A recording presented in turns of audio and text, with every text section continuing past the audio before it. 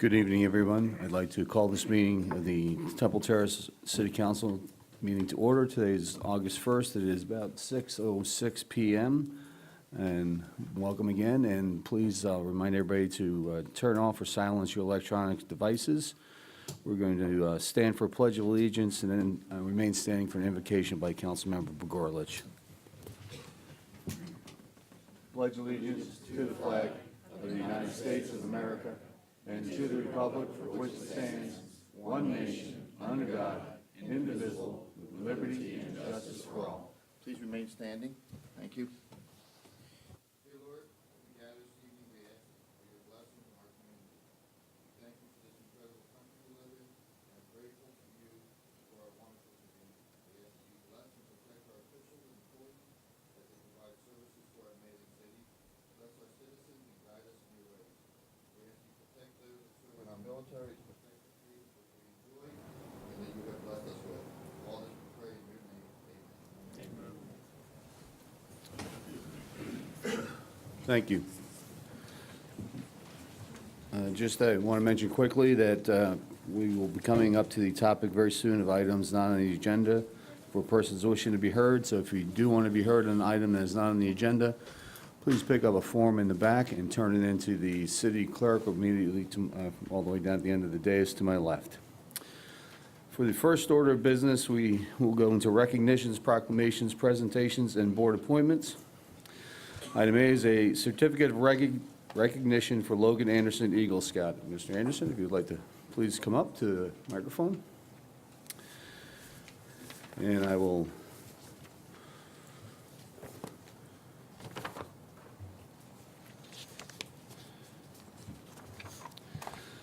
This certificate of recognition is presented to Logan Anderson in recognition of Logan Anderson, who has earned the rank of Eagle Scout, which is the highest advancement in Boy Scouting. Logan recently earned his Eagle Scout rank through the Florida Gulf Ridge Council of the Boy Scouts of America. He was a member of the Boy Scout Troop 120 and will be attending St. Vincent College in Latrobe, Pennsylvania. Logan's Eagle Scout Community Service Project involved re-landscaping and providing irrigation for 2 areas in the parking lot and the entry of Christ Our Redeemer Lutheran Church. One area was covered in blighted juniper plants and weeds. The existing plants were removed, and the area was recovered with sod. The second area was a long strip where several inches of poor soil was removed. The area was then replanted with ornamental plants and finally installing mulch. Irrigation systems were installed in both of the areas. Almost a year later, both areas are thriving. This was a most honorable and dedicated endeavor and demonstrates his commitment to the community and his desire to make a tangible difference. These values are intrinsic to scouting and set a great example for his peers. We honor and salute Logan for the attainment of such a prestigious goal as Eagle Scout, awarded this first day of August 2017. Vice Mayor Robert Boss and council members Sherry Donahue, David Begorlich, Andrew Ross, and Frank Chalor. And I'll be right up there to give it to you. Thank you very much.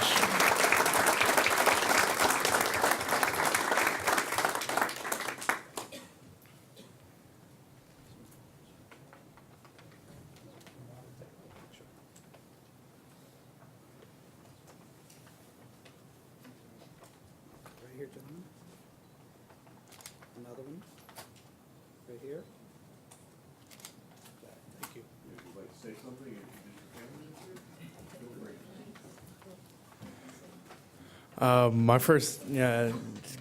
My first thank you would just be to you guys for, bringing me out here and, writing this letter for me. It means a lot to me, to be able to be recognized by the city that raised me and that has done so much for me. And, of course, I have to give a major thank you to my 2 parents sitting there because, again, without them, I wouldn't be standing here in front of you guys today. So thank you very much, and thank you, guys. Thank you and congratulations.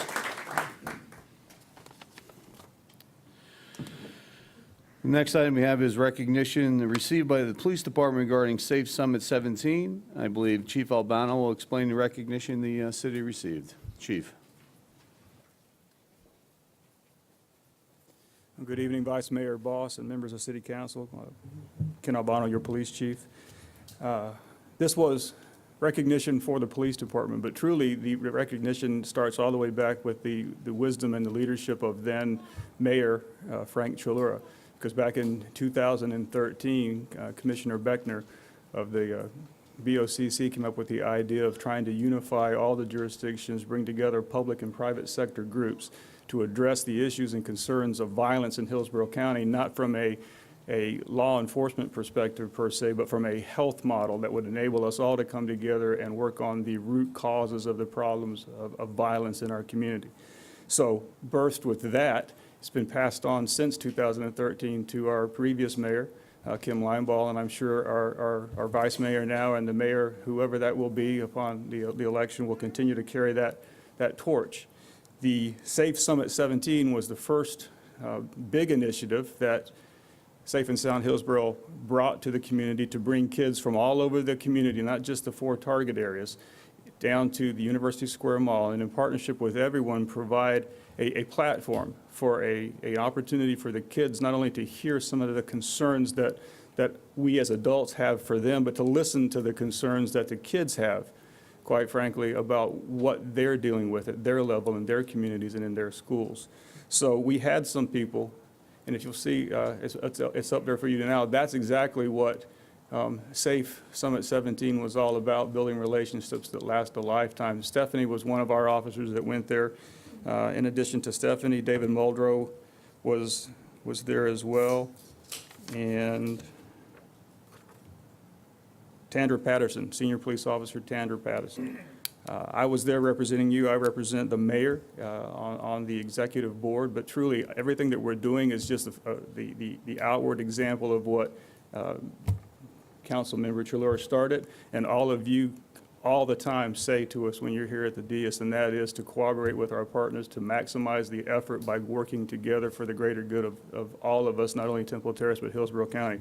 So for presentation, this is really for you. I would be honored, we would be honored as a police department if you would display this in your trophy case for a little while, and then when you get tired of it being there, you can give it back to me and I'll take it upstairs. But this is the letter of commendation, and we would be honored if you would present it, or display it rather, in the trophy case. So thank you.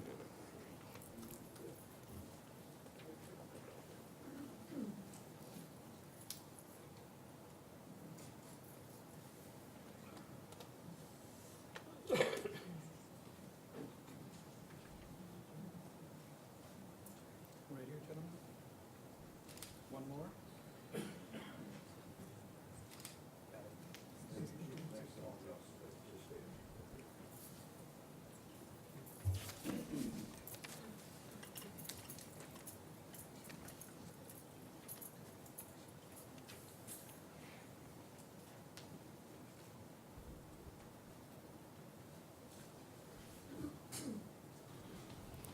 And thanks. That letter of commendation was also from Julian Holt's office for the officers involved. For item C, it was a proclamation, it has been postponed to a later date. We're going to move on to item D, which is a vacancy on the School Sport Committee to fill the unexpired term of Marcy Lieber. The city received an application from Kingsley Kelly. Is Ms. Kelly here? Okay. Okay. Ms. Lieber, would you like to address the council on this item? I would. Thank you, ma'am. You know how I love to talk. Hi, I'm Marcy Lieber, and I'm 6624 Glencoe. I've happily served on the Temple Terrace School Support Committee for the last 2 years. I've enjoyed it immensely, but unfortunately, recently I've had to resign from that position to take care of some other issues. But happily, I know Kingsley Kelly Peratino.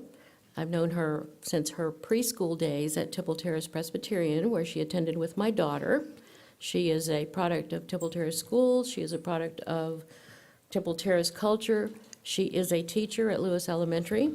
She is the daughter of a teacher, the sister of a teacher. She knows education, and she knows Temple Terrace. So I could not be happier to turn over my shirt to Kingsley, which I will take to her tomorrow. One of her family members had a medical procedure which went long today, so she wasn't able to be with us. But I am so pleased to turn over the shirt to Kingsley. She'll do a good job for us. Thanks. Thank you, ma'am, and thank you very much for serving on the School Support Committee. I would ask for a motion to approve the appointment of Kingsley Kelly to the School Support Committee for a term extending from August 1st, 2017 until June 30th, 2018. So moved. There's a motion and a second. Second? Motion by Councilmember Gorlin, second by Councilmember Donahue. Is there any discussion on this? Seeing none, all those in favor signify by saying aye. Aye. Motion is approved. We're going to go on to minutes of the previous meeting. First item is A, approval of the June 27th, 2017 Special City Council meeting minutes. If the minutes are acceptable, I will entertain a motion to approve the minutes. Was I at that meeting? But I was out of town. Move to I approve. can't move to approve that one. There's a motion to approve by Councilmember Gorlich. Thank you. Gorlich. Second. Second by Councilmember Ross. Is there any further discussion on this? Seeing none, all those in favor of approving the minutes of the June 27th, 2017 Special City Council meeting, say aye. Aye. All opposed, say nay. Motion is carried. Item B, approval of the July 18th, 2017 City Council meeting minutes. If the minutes are acceptable, I will entertain a motion to approve the minutes. I move to approve. Motion by Councilmember Donahue, is there a second? Second. Second by Councilmember Gorlich. Is there any further discussion on the minutes? Seeing none, all those in favor signify by saying aye. Aye. Aye. All opposed, say nay. Motion's carried. We're now going to go to items, persons wishing to be heard on items not on the agenda or items on the consent agenda. There's a 3-minute time limit. When you come up here, please state your name and address, and you'll have 3 minutes to address council. I have a couple of persons wishing to speak. The first person wishing to speak is Mel Gerardo on the city manager.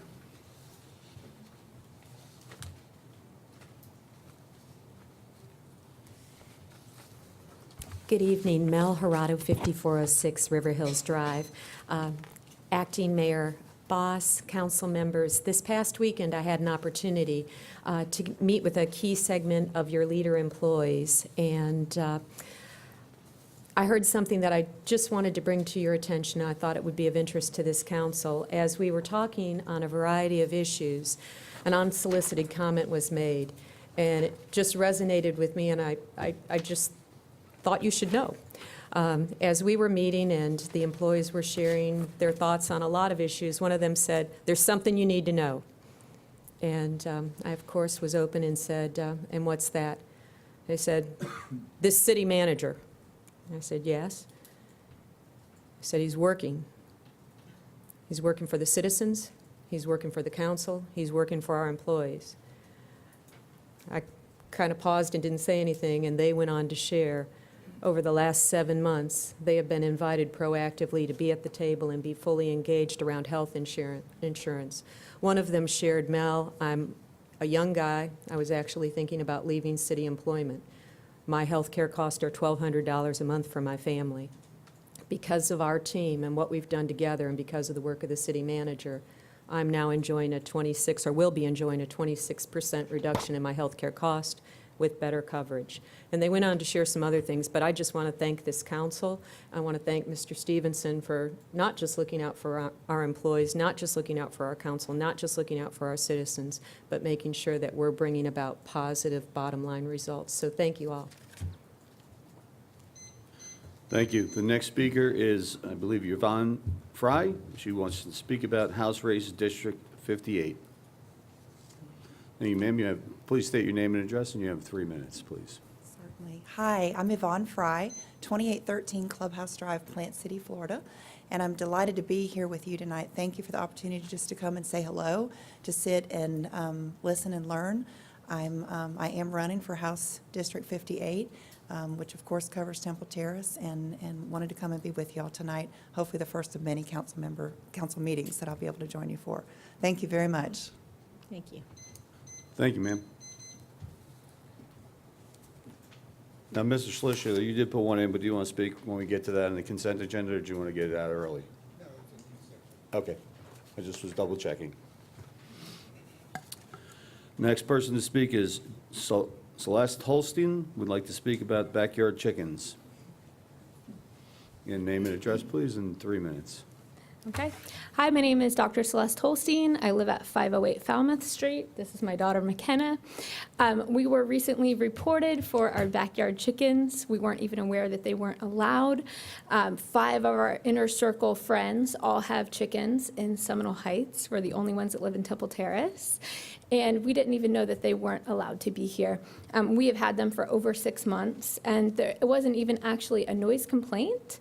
It was just a report to Sal. We spoke with him, and so there was no problem, actually. They just reported it, that it's not, it's not allowed, and they wanted to let them know. I want you to know that the hobby of urban homesteading is getting really popular.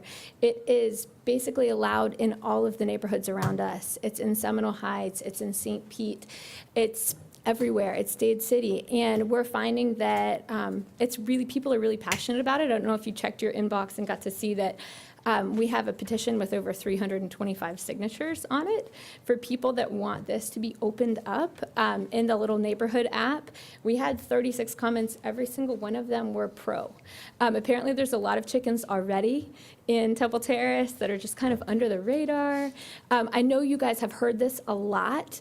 It's because it's getting popular. And if you want to be relevant and you want to compete with some of these other places, it's something that needs to be thought about. If we want to bring in the young professionals, all of my friends are young professionals. There's kind of this kickback towards doing these traditional things. I want to raise my kids with traditional values. Since we got the birds, she never asks, Mom, can I go get on the iPad?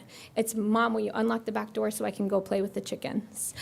We get chicken eggs every single day. She's super proud of them. She brought them here. Every day? You want to show them? You can't buy these in the grocery store. If you want me to talk, I could fill your whole day. But it's super important. It's a really neat thing for us. I would love to ask it to be citywide, but if it could just be for us, it wasn't even a complaint. It was just a report. If you would consider possibly opening it up, maybe even to just be something that it's on a conditional basis. I've seen other towns where they ask that you get a permit, and then you have to visit the county extension and take a class. I would teach a class. I love to teach. Physician means to teach. So I'm hoping that you guys would hear me and allow us to keep our babies. Her chicken sushi is her best friend. Is that right? Do you have something to say? Okay.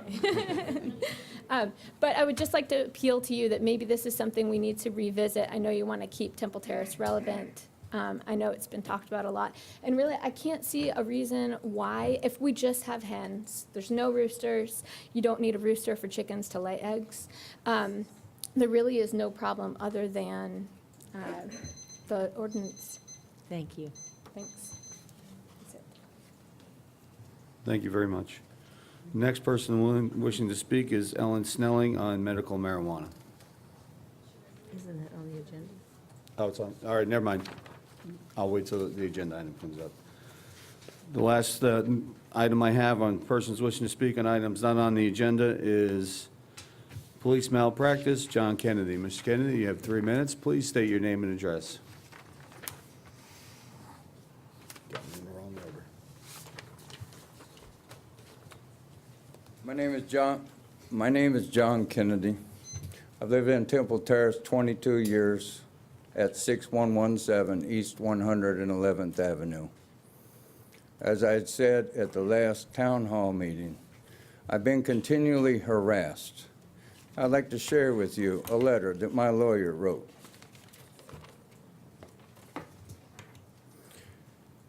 To whom it may concern, I represent John Kennedy. Mr. Kennedy feels that he is being targeted by the Temple Terrace Police Department.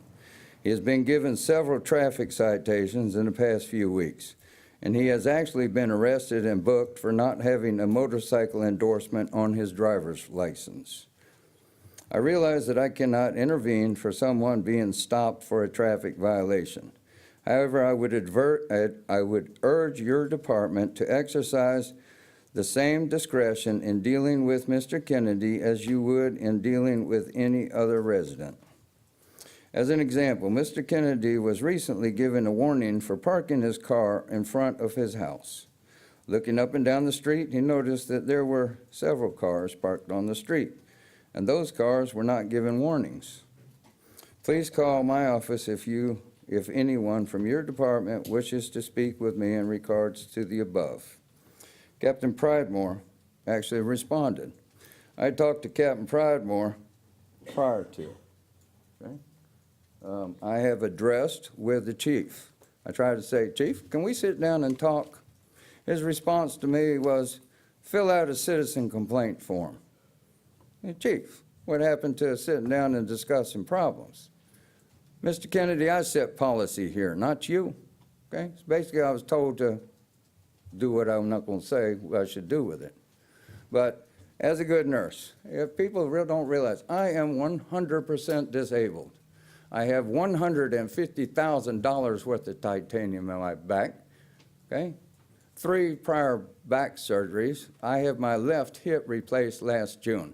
Now, with my arrest on July the 4th, I was forced to walk home 1.5 miles.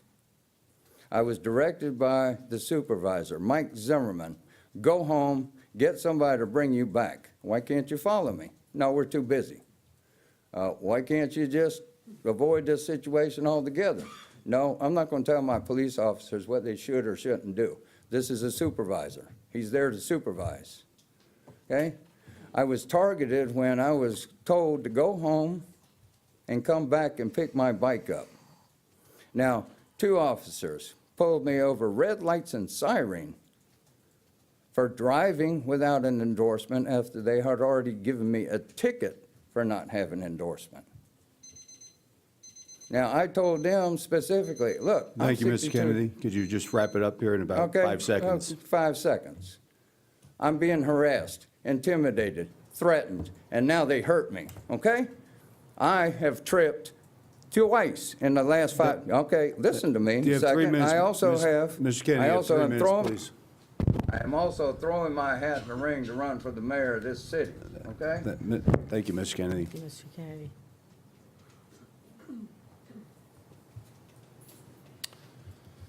I see no more persons listed to speak on items on the agenda. Is there anyone that would like to speak on any items not on the agenda? Seeing none, we're going to move on to item 4, which is communications and petitions. We have none. We move on to item 5, the consent agenda.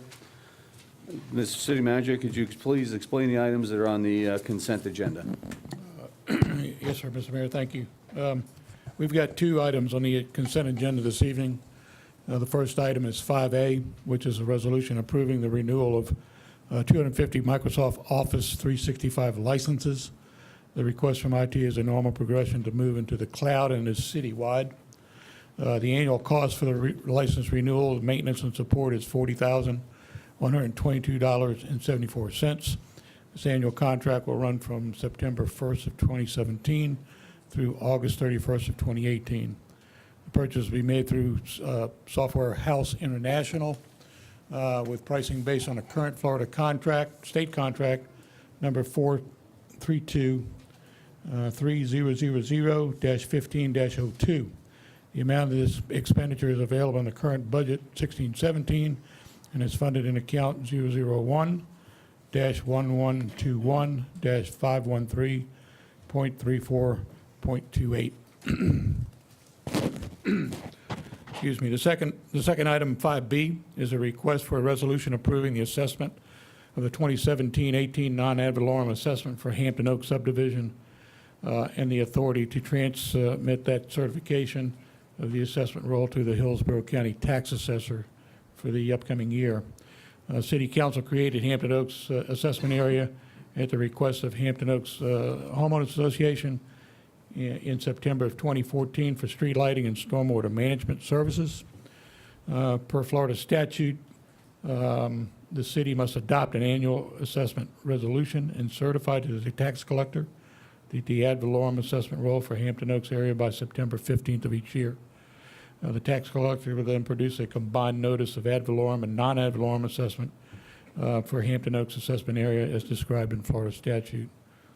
There are 43 single-family residents residential parcels in Hampton Oaks area.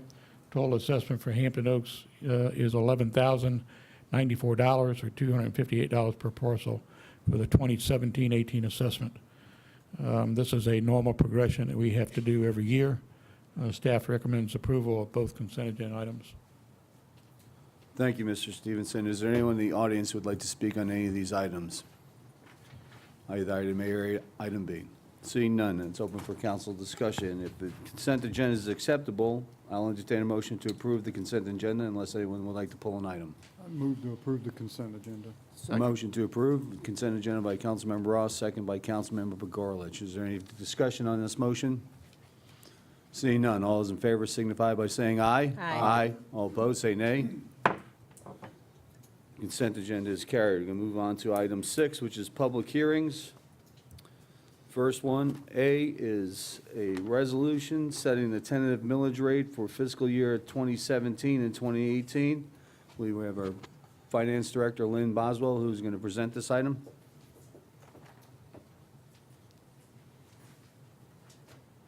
Good evening. You have before you the resolution to set a tentative millage rate. And if you have any questions, let me know. Last year, you had set their proposed or tentative at 7.65, and we've presented to you 7.5. That doesn't hold you to it. It is a number that we put, should you decide you want to change it even tonight yet. We're able to do that as long as we can just go ahead and get it submitted and have the resolution approved as to what your wishes are. Any questions? Council, just real quick, yeah, go ahead. Question, at the budget workshop we had a couple of weeks ago, you said that in order to generate the same revenue that we did last year, we could go as low as 6.7 mils, but in the agenda material, it says that in order to generate that same revenue, we could only go to 6.9 mils. Why did that change? That actually didn't change. There's actually rules.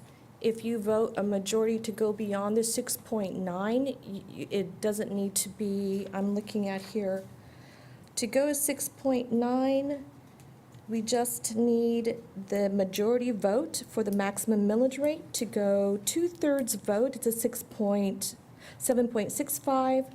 And for 2/3 votes, it's also a 7.5. These are just to set the tentative millage, which means you can't go above it at all. You lost me. Oh, I'm sorry. How did we change from 6.9 to 6.7? The majority, the actual rollback rate is 6.7. Okay.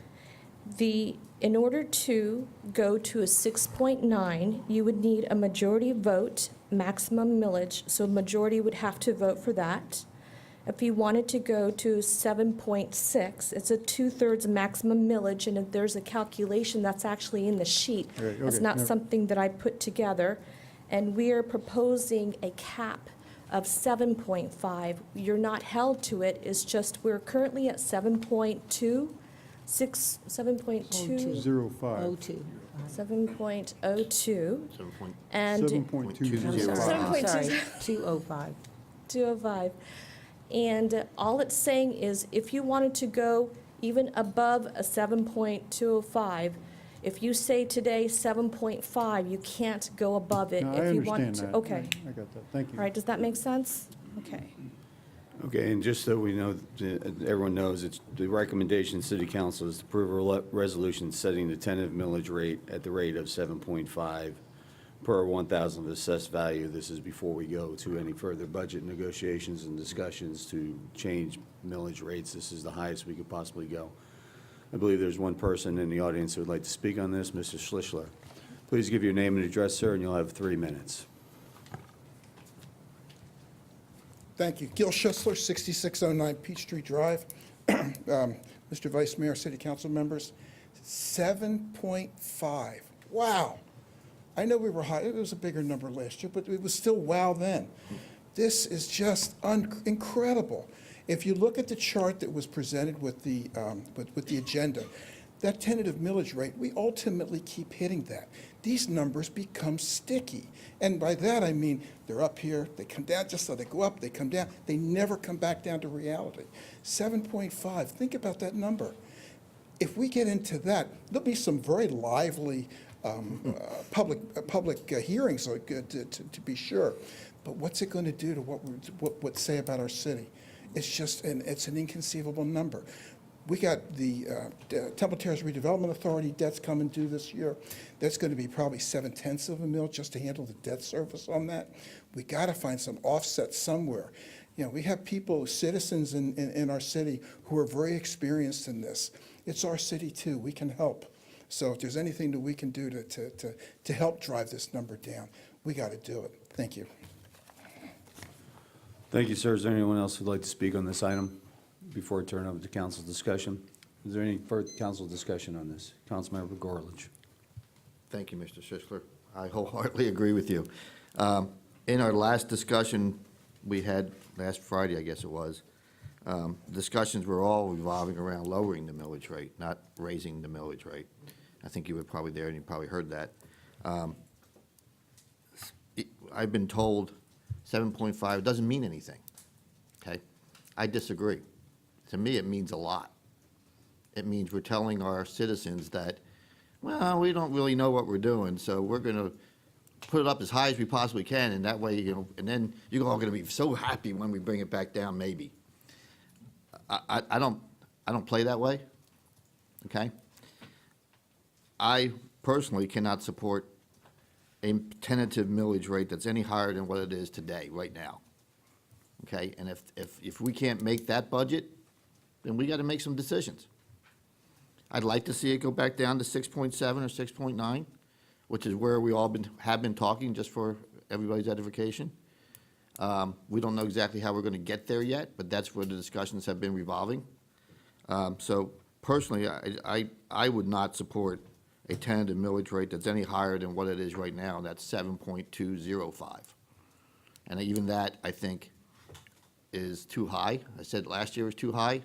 I said last year we need to keep looking at expenses. I'm going to be saying it all again this year until we finally approve another millage rate.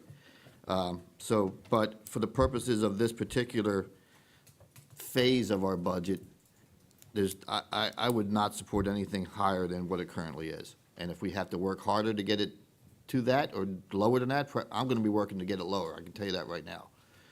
But I can't support a 7.5 millage rate ever. Not today, not tomorrow, not ever. Thank you. Any other discussion? Well, my only concern is that you hit the nail on the head. We don't know what's going on. We haven't had any real facts given to us financially. I have no idea today where we are financially, any more than I did a month ago when I asked for quarterly reports, because I have not received any quarterly reports on where we are financially. So while I agree with you that, you know, I would like to leave it at 7.205, but I'm concerned because without any real evidence, I mean, yes, I definitely think there are places that we need to cut absolutely across the board. But I have no way of knowing how close we are. I have no idea where we are as far as budget to date. And here we are looking at, that is a major concern of mine.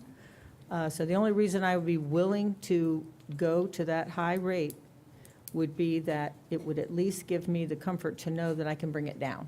And that's, you know, I suppose if council is so inclined to go with a 7.205, I would support that. I won't go below that at this point because I just don't know enough. And I want to make sure we can pay our bills.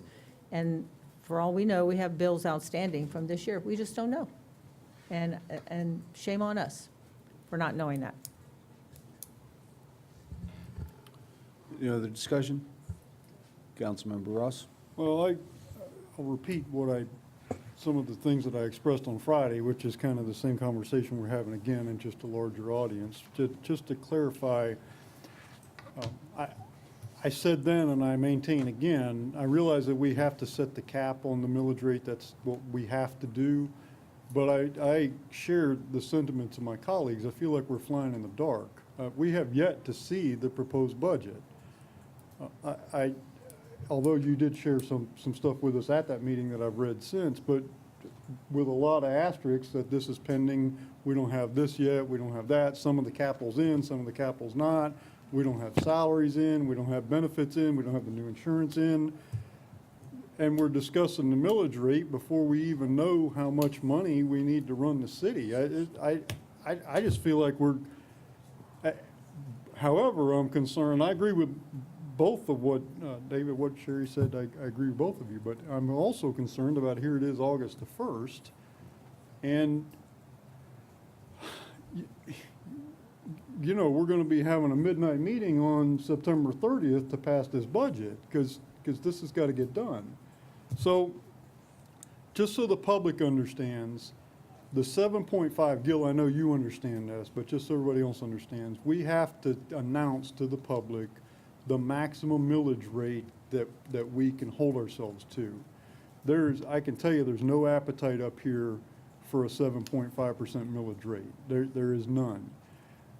This is the highest that we could go, and it's been explained to us that this is in order to allow us a buffer back and forth. My goal, I think all of our goal, is to either come in the same or lower the millage rate. I really would like to see us be able to lower the millage rate. Last year, we had the year we're in was 7.205, but as you know, we had to dip into reserves just to cover operating expenses. Well, it's not sound policy to lower the millage rate if you've got to dig deeper into the reserves. That's not a sound financial plan. So I'm not ready to pledge to what the millage rate will be, but I have no appetite for going above what it currently is. I can tell you that. I may vote for this just because it's August 1st and I'm worried about the timeline. But I can tell anybody who's listening, that I have no appetite for 7.5% millage, and I don't think anybody up here does. Well, and that's my point. Why set it so high if nobody has an appetite for it? Well, here we are August 1st, so what are we gonna do? We're gonna sharpen our pencils and make sure we don't come in any higher than 7.205. That's what we're gonna do. I mean, tonight. Tonight, we set at 7.205, and we make everybody work towards that number. I'm not interested in giving any flexibility to even an option to get that high. That's just my personal opinion. I just don't, if we set at 7.205 and that's the cap, that's what staff will work to. If we set at 7.5, that's what staff will work to. So I am not now, not ever in favor of giving them that latitude this year, because we're already higher than our neighbors. We're already higher than what Mayor Buckhorn wants to raise the city of Tampa's taxes to. We're already higher than everybody else around us. And that's not just our millage rate, it's some of our other utility bills as well. So I'm not, I understand that, quote, it doesn't mean a lot from a technical standpoint, but it means to me that if we set the highest rate at 7.205, then our staff is going to have to work maybe harder than they thought they would to get to that number. And I'm comfortable that they can, because we've been talking 6.7, 6.9. So I don't see there's any danger in going to 7.205, because that's where we're at today, and we know that that's 7.205 based on what we do know, which is that property values have gone up. Was it 8% or something? That we're 8% ahead of the game right now. So I don't think there's any danger at all of having to, have some sort of crisis in the city of Temple Terrace just because we decided that we were going to make a stand and say that we're not going to go any higher than we are today.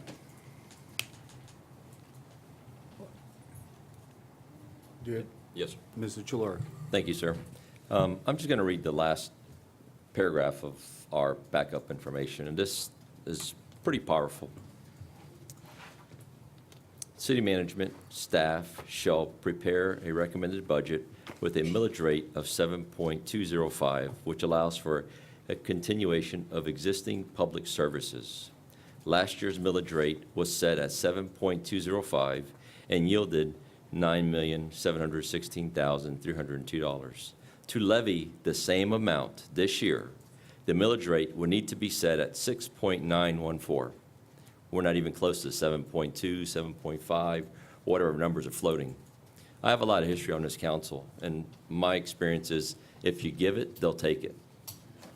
Years ago, the city of Temple Terrace, this was the tenure that I was not on the council, promised the residents, times are really tough, ladies and gentlemen. We have to raise your millage rate. But we promise you that when the rates go up, the values go up, we will lower it. Guess what, ladies and gentlemen? The values went up, the income went up, the city did not lower it. And I called them on it when I got elected again, and it stayed up. So I do not have a problem with giving a little wiggle room, and that's setting it at 7.205. Right now, we have the highest millage rate in this region.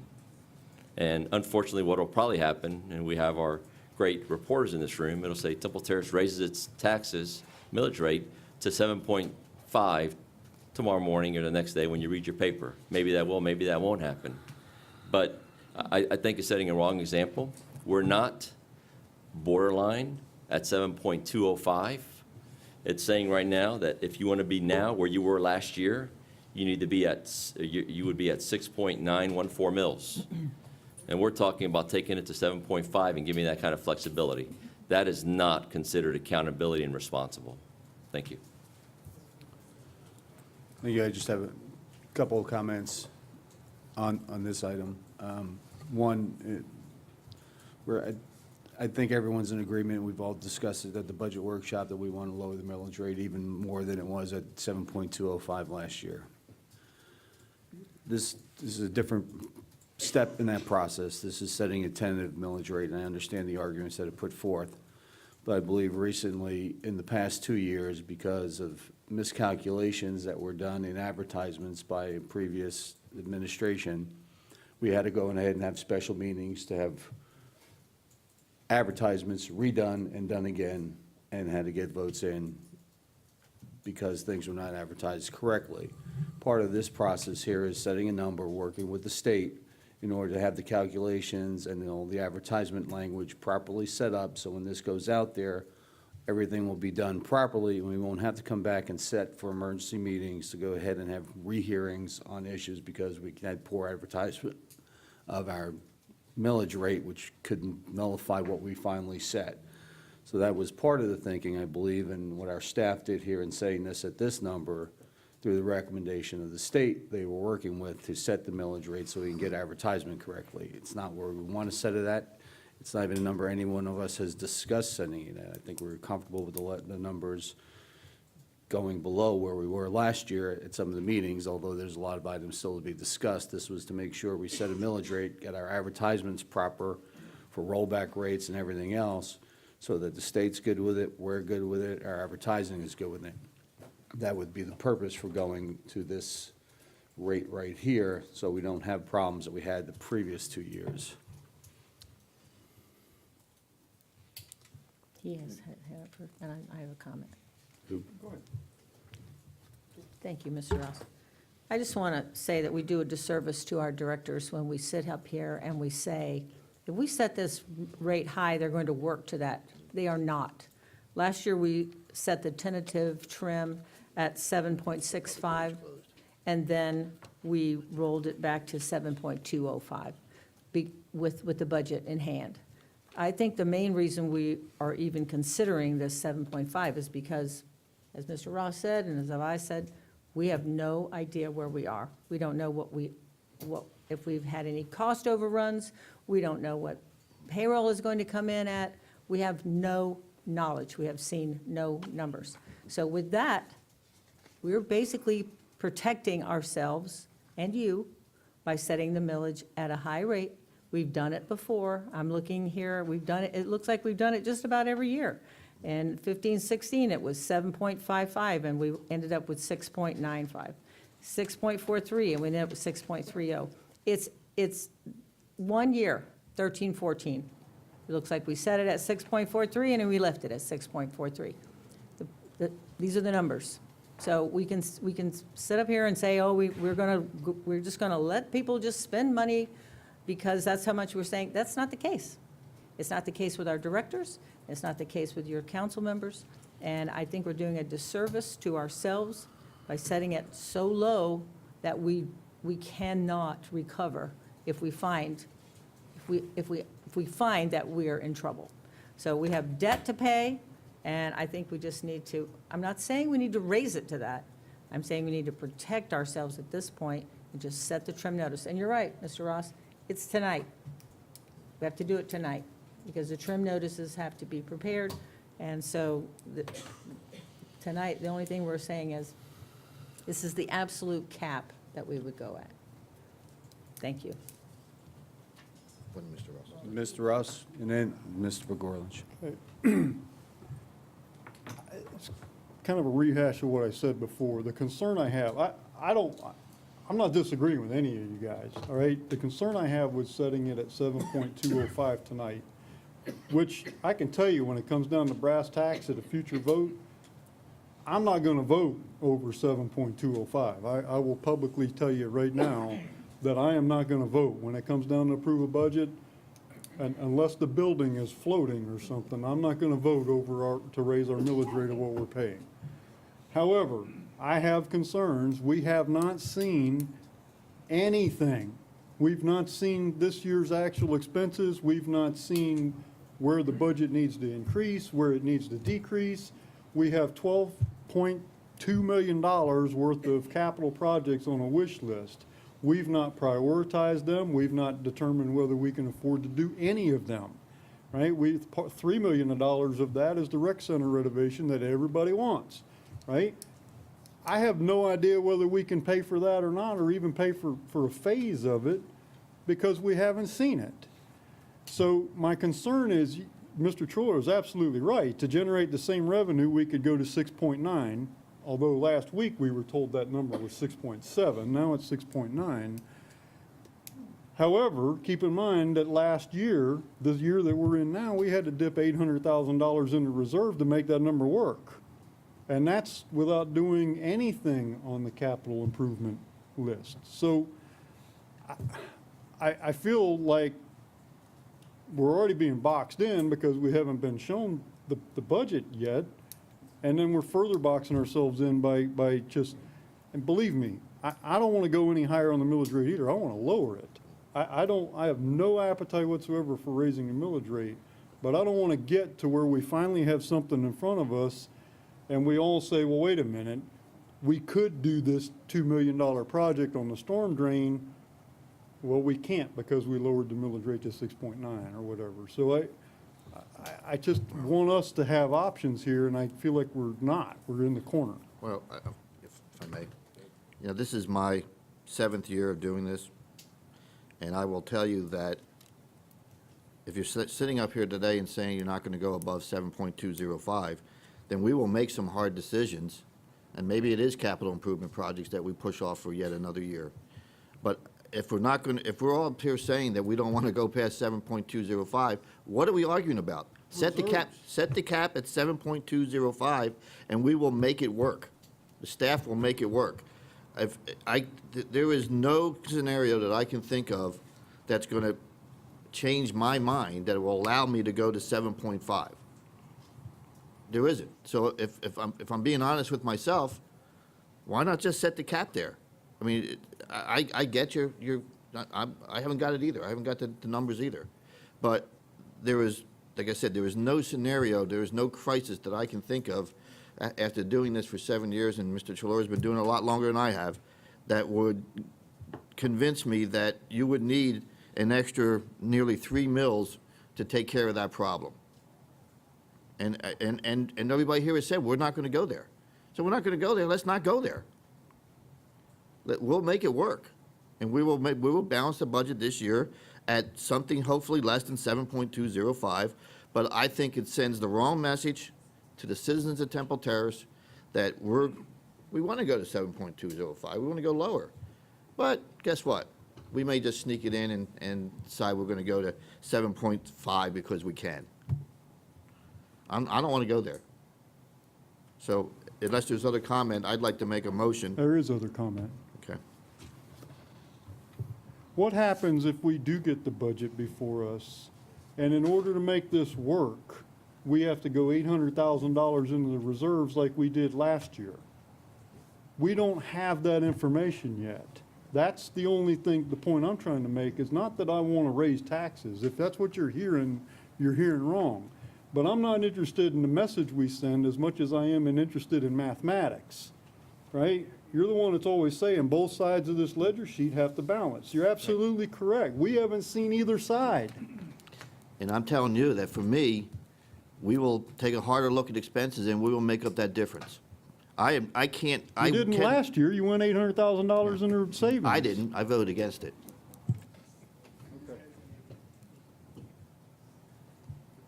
Any further discussion? Councilmember Chilora. And just real quick, because once you authorize a rate, I will tell you, there were people on the dais that voted for the higher rate, although after numerous discussions, the council finally decided to go with the 7.25, but there were people that wanted to take it to 7.5. So if it's there and the opportunity presents itself, you'll get it. You're already at 7.25, you're a million and a half than where you were last year. Okay, $1.5 million. You have a young lady in our audience says, you can't have chickens, but you're going to pay more taxes than your friends. That's a great message to send to people. Redevelopment's coming. Those folks look at all the numbers, including property taxes, by the way, guys. That's all part of the equation. So I would, we say we're doing a disservice to our department heads. We're also doing a disservice to our citizens, too. When we tell them, hey, Temple Terrace, it's very strict, which sometimes strict is good, but it's also very expensive. And this is why I don't think we're saying, based on what was presented to us last week or the week before, it was at a 6.9%, and that would carry itself once we get all these details. And you still have a cushion at 7.2 or 7.250. 205. 205, 7.2 and change. So, I'm not going to support anything higher than 7.205, but I think that still gives you plenty of room to do what you do, and there's choices, and there's the decisions that will be made. But we need to start running this city with responsibility and commitment, and hold folks accountable. And it starts here with us. Thank you. Is there any other comment? The only comment I'm going to have is, again, we're confusing a technical issue with what we're really talking about in setting the budget millage rate. This is a technical issue to get advertising and stuff done correctly, so you get rollback rate and percentages done correctly. And if this was our direction, we should have gave it at the budget workshop to set it at 7.205. I did. That was not the clear direction from everybody. So if no further discussion, the chair will entertain a motion. I move that a resolution by City Council establishing in accordance with state statute a proposed tentative 7.205 millage rate for fiscal year 2017-2018. Furthermore, the public hearings for the fiscal year 2017-18 budget be scheduled beginning 6 p.m. Tuesday, September 5th, and 6 p.m. Tuesday, September 19th, 2017, in the council chambers at Temple Terrace, City Hall. There's a motion. Is there a second? Second. There's a second. Is there any further discussion on the motion? All those in favor of the motion signify by saying aye. Aye. All opposed say nay. Nay. Motion is carried. Tentative millage rate will be set at 6.205. 205. 7.2. 7.205, sir. Moving on to item B. Just so everybody knows, so if my math is correct, and I'll ask Ms. Boswell to confirm, so with the proposed tentative millage rate of 7.205, that would be 0.291 mils more than the adjusted rollback rate of 6.914 mils. Okay. Thank you, Ms. Conley. Item B. This is a resolution approving a contract award to Coors Construction Incorporated for River Hills Boardwalk Reservation, and Leisure Services Director Carl Langerfeld will explain.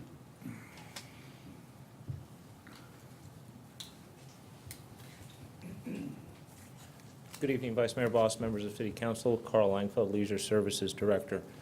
Bring for you tonight a request for a resolution approving a contract to Coors Construction in the amount of $49,839.38 for renovations to the River Hills Park Boardwalk. What we are asking for and completing with this project is the complete replacement of a 250-foot segment of the boardwalk. This boardwalk was originally built approximately 35 years ago. During that time, it has undergone many repairs. In recent years, it has been the subject of a couple of outstanding Boy Scout projects where they have replaced the bridge over the inlet from the River Hills School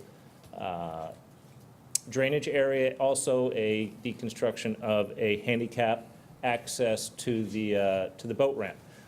However, the main structure of the boardwalk, which we all know is a signature feature of this community, is deteriorating to the point where the ability to do patchwork repairs to it is no longer sufficient to keep that boardwalk in the condition that it needs to be kept. Requests were submitted for funding through the CIT budget for, we asked for a greater amount, but $50,000 of it was budgeted, and that was sufficient to do the first 250 feet of the project. We are looking for additional funding for the next year to do the next segment of it. If we can knock this out in 250-foot segments, it will be completed in 4 years. But the first segment is what's before you tonight. I stand for any questions you may have regarding this project. Thank you. Is there anyone from the audience that would like to speak on this item? Please come forward and give your name and address, and you have 3 minutes. Ms. Carol Dell. Carol Dell, 1309 North River Hills Drive. I think we all know what an asset the Hillsborough River is to our city. And actually, that River Hills Park is the most accessible area for our citizens to the river. And I know it's in disrepair, the boardwalk is in disrepair, so I would encourage the council to begin the maintenance and the renovation of the boardwalk. Thank you. Thank you. Is there anyone else who would like to speak on this item? Seeing none, turn it over to council discussion. Councilmember Pogorlich. I just had a couple of quick questions. If there wasn't any backup in here for me to see it myself, but was there any thought given to using synthetic wood? Yes, there was. However, synthetic wood or the recycled wood is far more expensive than we're looking at with doing pressure treated, and these segments would have been able to accomplish would have been significantly smaller. Using the pressure treated wood, which was originally constructed out of, has served that boardwalk for in excess of 30 years. Continuing with pressure treated wood seemed to be the wise choice for continuing moving forward. But you know that because of EPA regulations and other technological problems, the pressure-treated wood that was put in 35 years ago is not the pressure-treated wood you're going to be putting in next week. You're probably not going to get 35 years out of that wood. I was not aware of changes in the way. Yeah, they used to put cyanide in the wood. They can't do that anymore. They used to use heat-treated vats where you dunk the wood in and it soaked up all the cyanide. You don't do that anymore. The pressure-treated wood, even the yellow lumber that you see advertised, doesn't have the longevity that pressure-treated wood had even 15 years ago or 20 years ago. So in the future, I would suggest that you give further consideration to recycled wood or synthetic wood or whatever they're calling it, because the lifespan of that wood is forever. Yes, sir. Any other council discussion? I've been asked to ask you about the inscriptions. Obviously, they're not going to be inscribed when they go down, but is there some plan with the Temple Terrace Women's Club or some other group to help get those done Yes, we again? are working closely with the Women's Club to develop a plan for the preservation of the names in those boards. When those boards were sold, they were sold for the life of the board. The life of many of those boards has expired. Many of the boards that are there were recently done. Those boards will be transferred to another area of the boardwalk. And again, we are working closely with the Women's Club to develop a plan that will appease people. We will have a board removal party, where if somebody has a board that is not going to be replaced, they'll have an opportunity to come get it from us so they can have it for themselves. That's nice. I knew you would have the right answer. That's why I asked that question. Thank you. Yes, sir. One last quick comment. The recycled wood is also carvable. Yes, sir. Okay. Yeah, we've replaced a bunch of the benches at River Hills Park saw that were that, yeah. replaced, were done with recycled and engraved as well. Question. Any further discussion, Councilmember Chulor? Mr. Langfield, what was the cost of the composite wood? Do you know? I How do much not know. more? It was bid out as pressure treated. Just knowing what we've spent on other projects for benches and other materials, that the cost of the recycled is significantly higher, and we were trying to maximize the amount of the boardwalk that we could get replaced with the funds that we had available. I don't know what significantly higher is. I recently did some in my house where I just replaced the boards on top with the composite. I did some years back, and that stuff lasts forever. You don't touch it, you're done. What Mr. Goldrich said, he hit the nail on the head. The pressure treated, when I redid that thing in 2004, almost all my boards are rotted out. These are the ones you walk on, because they don't treat it the same way they used to. What I hate for you to do is spend this kind of money and then come back 8 years from now and say, hey, the stuff's rotted out. It's not the same pressure treated as it used to be 15 and 20 years ago. I would like to see, if it costs a little more, how much more is it? I think Home Depot has like $2.25 a linear foot, and LLT had it for $1.75 a linear foot. So I would venture down the path of, look, if you're going to do it right. If it costs you a little more, but you're done with it. Yes, sir. So just a thought. I mean, I've already traveled on that path, and it cost me a little more, but I know I can wipe my hands of it now. I don't have to mess with it. Maybe as a suggestion, the next time, the next 250 feet, you put it down there as an alternate, see what kind of pricing you get. But I would go a step further. I would ask them, Mr. Stevenson, give them a little bit of leeway, not, but find out how much more it's going to cost. And if it's a matter of, a few $1,000s, $3,000, $4,000, I did 150 feet, material was $3,000. So it can't be that much more. So that's all I'm trying to say is, while you're doing it, you might as well do it right, and you're done. So just a thought. I mean, it's not, a week or two is not going to make a major delay, but without having to go through a whole act of Congress up here, if it's within a reasonable amount that you're not breaking the piggy bank, or you have to get your 25,000 discretion area, that's extreme. But if it's something, I mean, you're in this, construction, but if it's something within reason. Yeah, we hadn't considered it. We thought that the natural wood would be a better blend in the environment, so we tried to use the same materials. If you allow us to look at the composite, if you would prefer the composite wood out there, we can just possibly change out lineal footage for the additional cost of putting down composite versus the 2x4, but we can certainly get you that number. I don't know what that number is right off. I'm just saying, with the option of looking at it, if it's something out of the ballpark, then, Yeah. it is what it is. And they make it in different colors. There's gray, there's brown. Sure. And it even has the grain on it, where anybody looking at it looks like wood. Well, if council would allow us to have a little bit of leverage in order to look at that, we'll certainly feed you some information back so that everybody knows what the difference is. And we'll look at, I guess on this point, realigning the materials certainly wouldn't change the cost of this contract, Cut it the same. because, I mean, it's based on linear footage anyway, so. It's the same cut, the same. Cost of the material, Yeah. yeah. We, I put it on my top rail. And I Yeah. put it on the bottom. I didn't mess with my frame, but I put it on my bottom where you step on, because we're stepping through the boards. Right.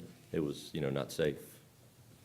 So, Okay. just food for thought. I've been down that road, and we will look at the cost difference and kind of let you know what that difference is, and try to negotiate a contract, maybe, again, back off on the footage a little bit that we're doing this year. Next time we do some footage, we'll incorporate the composite board at that time, so. I think everybody, from what I heard, everybody's in favor of it, but if we could get a better product and it's not substantially higher, that might be the way to go. Maintenance-free is good. Yeah. And it is. I mean, And you're correct about the pressure-treated lumber. I mean, it has changed substantially in the last 10 years, so. Councilmember Knight. Mr. Stevenson, would you just clarify exactly what you just said? I got confused in the weeds in here. You are Well, going to, Again, if this $50,000 will do 200 feet, the difference between the composite and the pressure treated, if we can be allowed to change out the cost factor between the pressure treated and the composite and reduce how much linear footage we Okay. do this that's year. what I thought you said, I just wanted to Yeah, make sure. and if it's within a couple $1,000s, I think that would be a good move. If it's, $10,000, then I don't think that'll be a good move, so. No. How long is that boardwalk, like the total length? 1,080 feet. Oh, so it'll be a phased project. Well, yeah, we had anticipated doing $50,000 a year, basically, is what we've been trying to do, so. And it is needed very badly, so. Okay. But we can look at it. Again, it's, if it makes sense to do that, we build a little bit less this year, but we have something that's now maintenance-free. Next year, we change the bid documents to read that same composite material so that we, Yeah, and even if you just go to an alternative, you can be, that way you can compare pricing. yeah. Right then and there. And it seemed to me that, if you're gonna get now 16 years out of wood, and you're gonna get 116 out of the synthetic, it might be worth looking into. Part of the consideration as we were looking into this is knowing that we were going to be phasing this is to want to have these sections of the boardwalk that were being phased in to not look out of place with the rest of the boardwalk, is to have it be a seamless transition from the old boardwalk to the renovated and newly replaced boardwalk. That was another consideration in sticking with the pressure treated. I think you'd be surprised at how good it looks, Well, and we'll- how well it actually matches. Yeah.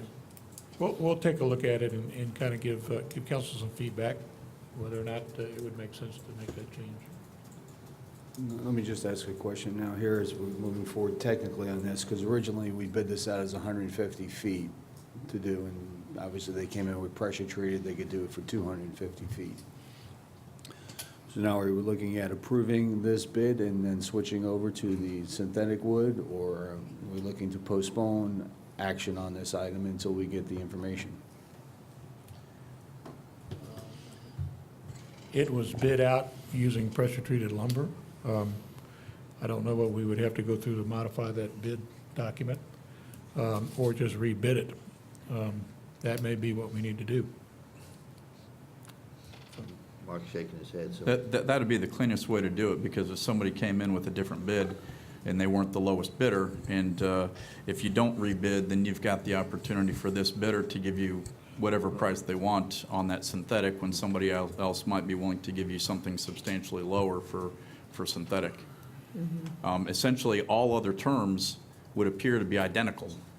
So it would seem that this would be something where it would be fairly simple to take the bid package that you've already prepared and ask all the parties, in addition to giving you the bid for the pressure-treated lumber, to give you a bid for the synthetic. If I'm not mistaken, we got one bid, We had two bids. two bids. Yes, sir. So for the action of council on this, it would be to not approve this proposal and send it back to the two bidders and get a cost from them? Or just It would reject this seem outright and that rebid at it? this point, the direction is to city staff to go back and put it back out to the parties for prices on the synthetic materials, and then bring you back something as a recommendation for another city council meeting. Yeah, you might come back with a number that we say, yeah, 10 layers looks good. So, if that's the will, then I don't think any action on the resolution is necessary this evening. What happens if the current responsible low bidder says, I'll just do it? Well, let's back up then. So the low bidder, I mean, if the will is, if the will of the city council is, well, that's not the question you're asking. Well, if the low bidder says that they'll provides the best price for the synthetic, then you go forward with the low bidder. But you want to know what the, you know, No, my what else you question get. is that, you know, you go to the low bidder and say, well, we're going to have to put it back out for bid because council got in the way and said, why don't you look at synthetic? And they said, well, you know, we'll hold our price and use synthetic. What if they do? I agree, they probably won't, but what if they do?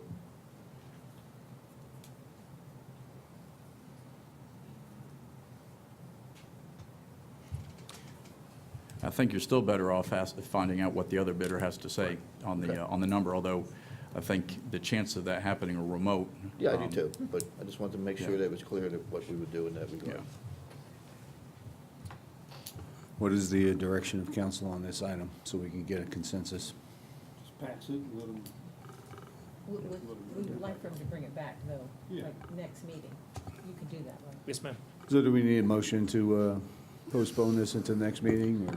Yeah, I would, so you've got a resolution now that approves a contract with a party based upon a particular bid package, that you're not going to take action on the resolution. Instead, you're directing us back to city staff to obtain bids that would include synthetic materials and bring it back to you with that information so that you have it for comparison purposes. We need a motion for that? Go ahead and make a motion, yes. Okay. I move that we not take action on this particular resolution, but send it back to staff so that they can obtain pricing on synthetic recycled wood, whatever they want to call it, and that, bring that pricing back to council for inaction at that point. For, the next meeting is what, the 15th, Charles? 15th. And at the next meeting of August 15th, 2017. Yes, sir. Thank you. There's a motion, is there a second? Second. There's a second. Is there any further discussion? I do have one question for Mr. Langfield. How did the respondent on this bid designate how long their offer was good for? In other words. I would have to look at the contract Okay, documents. well, I couldn't here's, tell you that the off reason top I of my head. ask is, suppose you go back out to bid and the cost is 4 times or 5 times, or it's not gonna work out. I'm trying to make sure that we can still use this bid without you then having to go out And bid again. for a third bid, Good point. again, a new bid. Correct, understood. I will speak with the contractor, I'll look at the contract documents and. Okay, all right, because we're trying to help you, not kill you. Understand. Okay.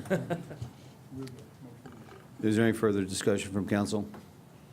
Seeing none, all those in favor signify by saying aye. Aye. All opposed, say nay.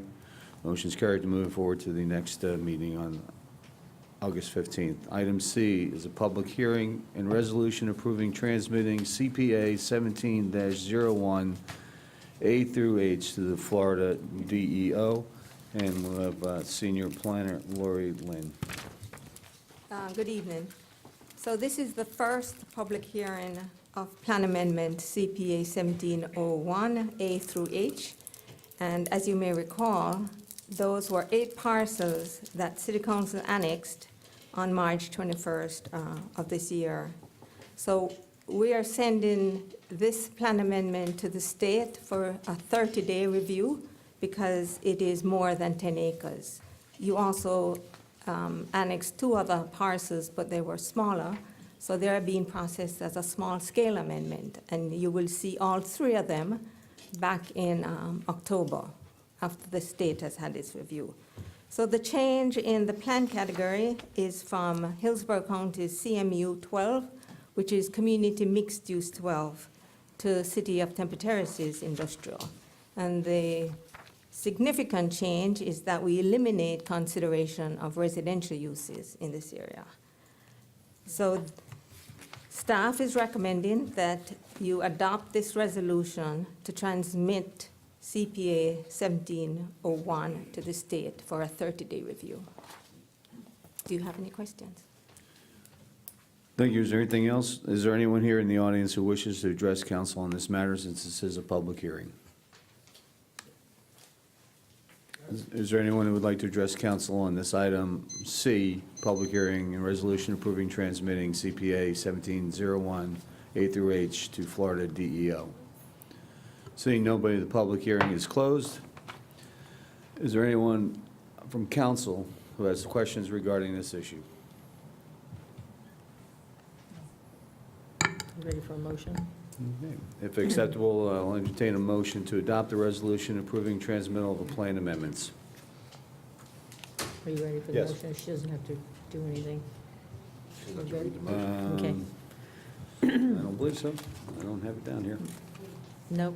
Okay, I move to approve transmitting CPA 17-01, A through H to FLDEO. There's a motion. Is there a second? Second. Second by Councilmember Ross. Is there any further discussion on this from council? Seeing none, all those in favor signify by saying aye. Aye. Aye. All opposed say nay. Motion is carried. Next item is item D. This is a second public hearing and second reading adopting ordinance 1427, extending the medical marijuana moratorium. Now open the public hearing. Staff is available for questions. As you may recall, at the last meeting, council had some questions about the percentage of voters who voted for it. So I've included that, and you can see that it's 36%, but it's of all residents in Tempe Terrace, since I didn't have the voters, the total number of people who voted. So it's probably a little skewed. But I also did the comparison the same way for Hillsborough County. So it gives you an idea that Tempe Terrace did vote a little higher. Okay. Are there any comments from the public? I have one request to speak from Ellen Snelling on medical marijuana.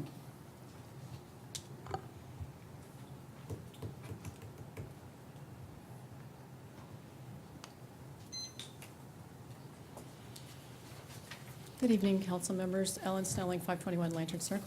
Here tonight to talk to you about the 180-day moratorium on medical marijuana, which I do support. And I just want to talk a little bit about my background. I've been in substance abuse prevention coalitions and organizations for over 17 years, and I have family members in substance abuse recovery. And that's why I have such an interest in this topic. Many cities and counties have moratoriums or are extending their moratoriums, but there's also a growing number that are looking at bans. What the state did is in June, they set a law that kind of threw a wrench in things by taking away cities and counties' powers over their ability to really regulate and zone the dispensaries. And that is the main reason that a lot of cities and counties are looking at banning and just very long extensions of the moratoriums, because they want to see if the state will give back those powers. But there's other reasons, such as marijuana is a Schedule I drug, so it is illegal according to federal law. And also the new legislation, even though, again, the legislators said over the course of this time, because I've actually been to Tallahassee several times talking to them, they said that we could limit the numbers, so we could have like 1, 2, or say how many that we want, and now they're saying no. So your only choice is either banning it or allowing them as pharmacies, which means pretty much anywhere that's in a commercial district or a strip mall. So the reason we have a concern about dispensaries is because they do attract crime. This has been proven in other cities that have allowed medical marijuana as well as recreational. The reason is because they have a combination of drugs and they are cash only because, again, marijuana is against federal law, so that you cannot deal with the banks. Other states, such as Colorado, has experienced increases in drug driving, child marijuana poisonings, ER visits, and high rates of marijuana youth by use after legalizing. So those are all different concerns. A new concern that came up is the state law that passed. They threw another wrench in with our schools. So according to Amendment 2 language, it said schools were not required to allow students to use medical marijuana in school. The new law says that the schools have to come up with a policy to allow use in the schools. I've had several questions about this over the last week, and we're going back and forth on it, but there's some schools such as Manatee County that just don't want to allow it, but yet they don't know what to do because of what the state is just required. The biggest concern is they're saying that they want it to be treated like any other medicine, which I think everyone knows marijuana is not like every other medicine. But they want them to store the medical marijuana in the schools, which is illegal according to federal law. And they also want, like, say, a school nurse or someone to give it to the student, but they're not a caregiver. Is that my time? A little more. Thank you, ma'am. Okay, thank you. Are there any other public comments? Yes, please state your name and address. You have 3 minutes. Good evening, Council. My name is Candace Reed. I live at 7320 Filbert Lane. I am unsure if that is in Temple Terrace. However, we're currently searching for a property inside the city limits. To start, I want to address the opportunity of freedom of choice. When you're talking about Amendment Number 2, you're talking about chronic illnesses and people who are terminally ill. When you're saying, Councilmember, last meeting you mentioned that they can just drive to Fletcher, their lives are already hassled with this actual illness and the fact that they're putting this onus on their families that, you know, their loved one is about to pass away. So at the end of the day, I do agree with the 180-day moratorium to conduct additional research. I appreciate she collected the voter data. I am willing to help scan the neighborhood, see if we can get, you know, support or opposition to this with you, Councilmember Donahue. Some points that I wanted to bring up is the idea, if you're gonna ban medical marijuana in the city of Temple Terrace, I propose banning commercials for pharmaceuticals. I propose banning doctors who prescribe pharmaceuticals. You know, at the end of the day, the state of Florida voted for the freedom of choice to medicate what's gonna work for them.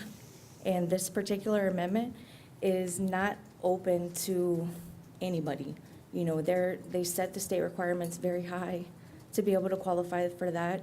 I will say my husband is someone who has a herniated disc on top of a ruptured disc in his lower back, and he doesn't qualify for this license. So it's very stringent, the process to go through it. And in addition, to counteract what Mrs. Snelling was saying, it is not factual that crime rates have increased in the state of Colorado due to the introduction of medical marijuana. To further that point, I did independent research where the state of Florida's crime rate is the top 5 in the nation, and Temple Terrace is actually 3% higher. In Colorado, it actually fell by 3%.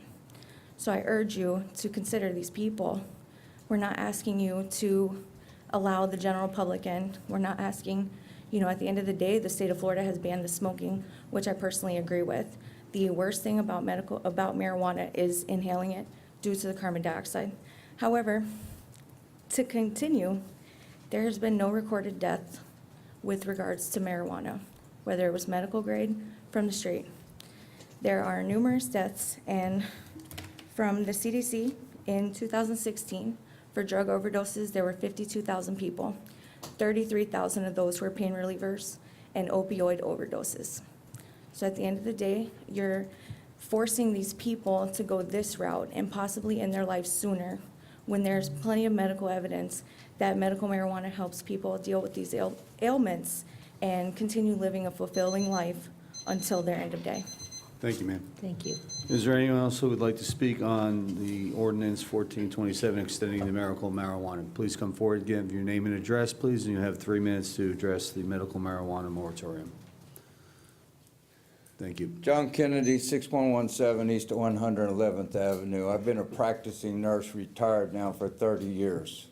Israel has proven beyond a shadow of a doubt that they can cure 95% of cancer by high-dose marijuana, THC. We have THC receptors in our bodies. Recreational use of marijuana has nothing to do with medical use. It has been proven beyond a shadow of a doubt to be medically beneficial. Autistic children respond almost immediately. Epilepsy in children, okay? Pain management, treatment of cancers. These have all been suppressed by the pharmaceutical industry, the same industry that is generating this opioid crisis in our country. She was underestimated. 58,000 addicts died last year. They anticipate 89,000 this year because of prescription opioids. Doctors are doing this to our country. The pharmaceutical industry does not want you to know that there are natural supplements that will do everything these drugs do without the toxic side effects. Now, I'm an educator. My grandmothers, both my grandmothers were nurses.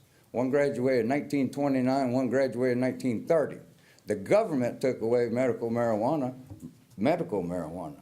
It was being used back then. I have their nursing books. I'd be more than happy to explain to you people that have no idea about the medical benefits of the recreational benefits, because they couldn't tax it. Reefer madness was generated all because they could not tax medical marijuana. Yes, it's used recreationally. How many people go out here and buy a bottle of scotch and go out here and drive drunk and kill people? DUIs, people don't die from marijuana crashes. You might be driving under the influence, but you're driving 30 miles an hour on the interstate eating a bag of chips, okay? Drunks, they go to these bars 2 o'clock in the morning, they leave and drive home. You find them. I was a paramedic in Hillsborough County for 6 years.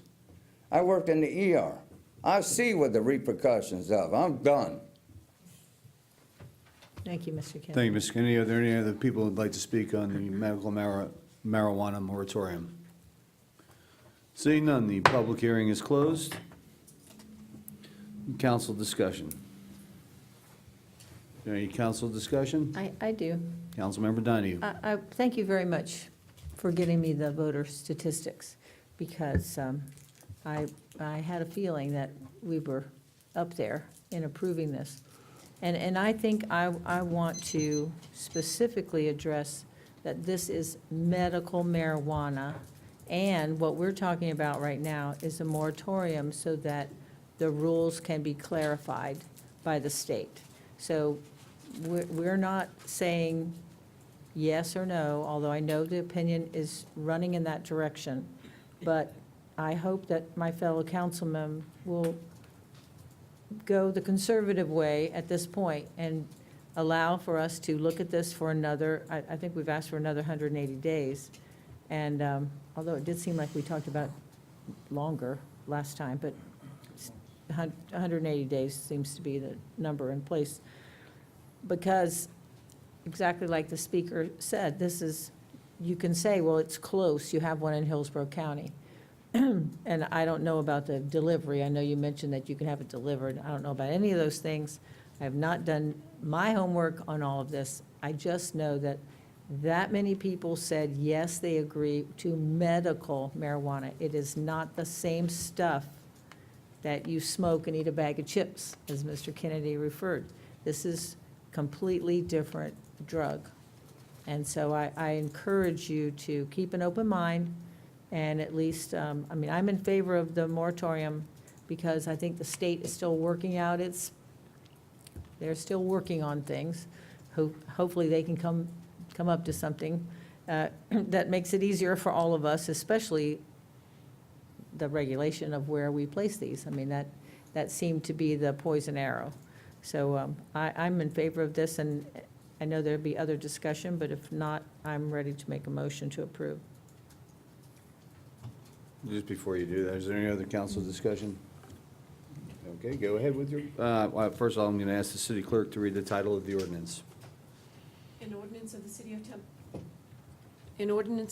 of Temple Terrace, Florida, extending for a period of 180 days the moratorium presently in effect pursuant to ordinance number 1407, prohibiting the operation of any medical marijuana facilities within the City of Temple Terrace, and further prohibiting the issuance of business tax receipts, development orders, or permits for medical marijuana facilities within the city limit, providing definitions, providing for a retroactive effective date. Thank you. Is there a motion to Yes, adopt ordinance 1427? Yes, I move to approve adopting ordinance 1427, extending the medical marijuana moratorium. There's a motion. Is there a second? Second. Second by Councilmember Ross. Any further council discussion?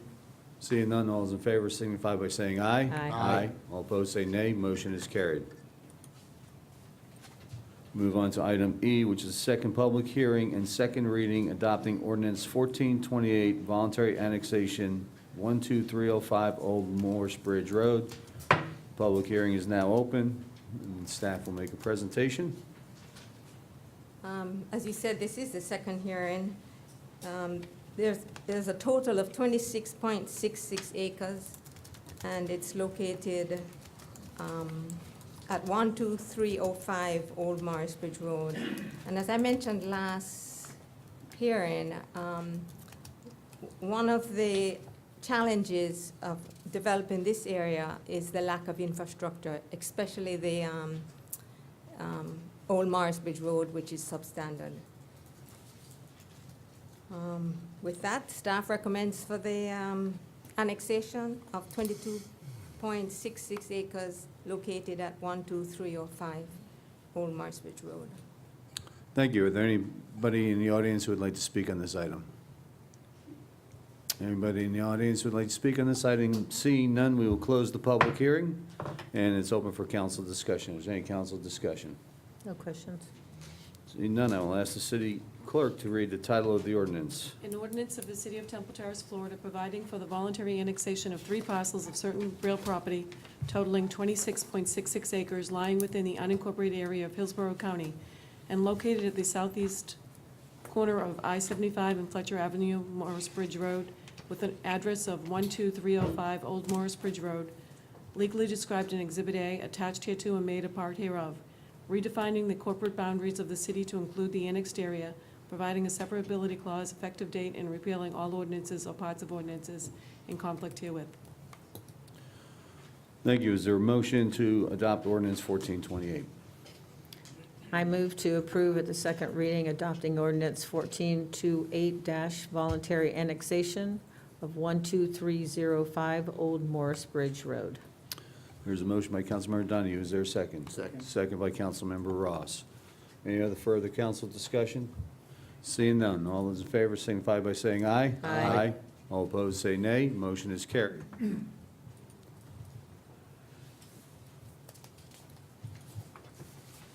Thank you and welcome into the city. The item F is the first public hearing and first reading approving ordinance 1426 to amend Chapter 22 of the Code of Ordinances, Wireless Communication Facilities and Public Right-of-Way. I'll now open the public hearing, and I believe we have Senior Planner Lori Lynn to present. No, actually, Mark's That's it? gonna. Oh, Mark, I'm sorry, City Attorney Mark Conley will give us a... And thank you, Mr. Vice Mayor.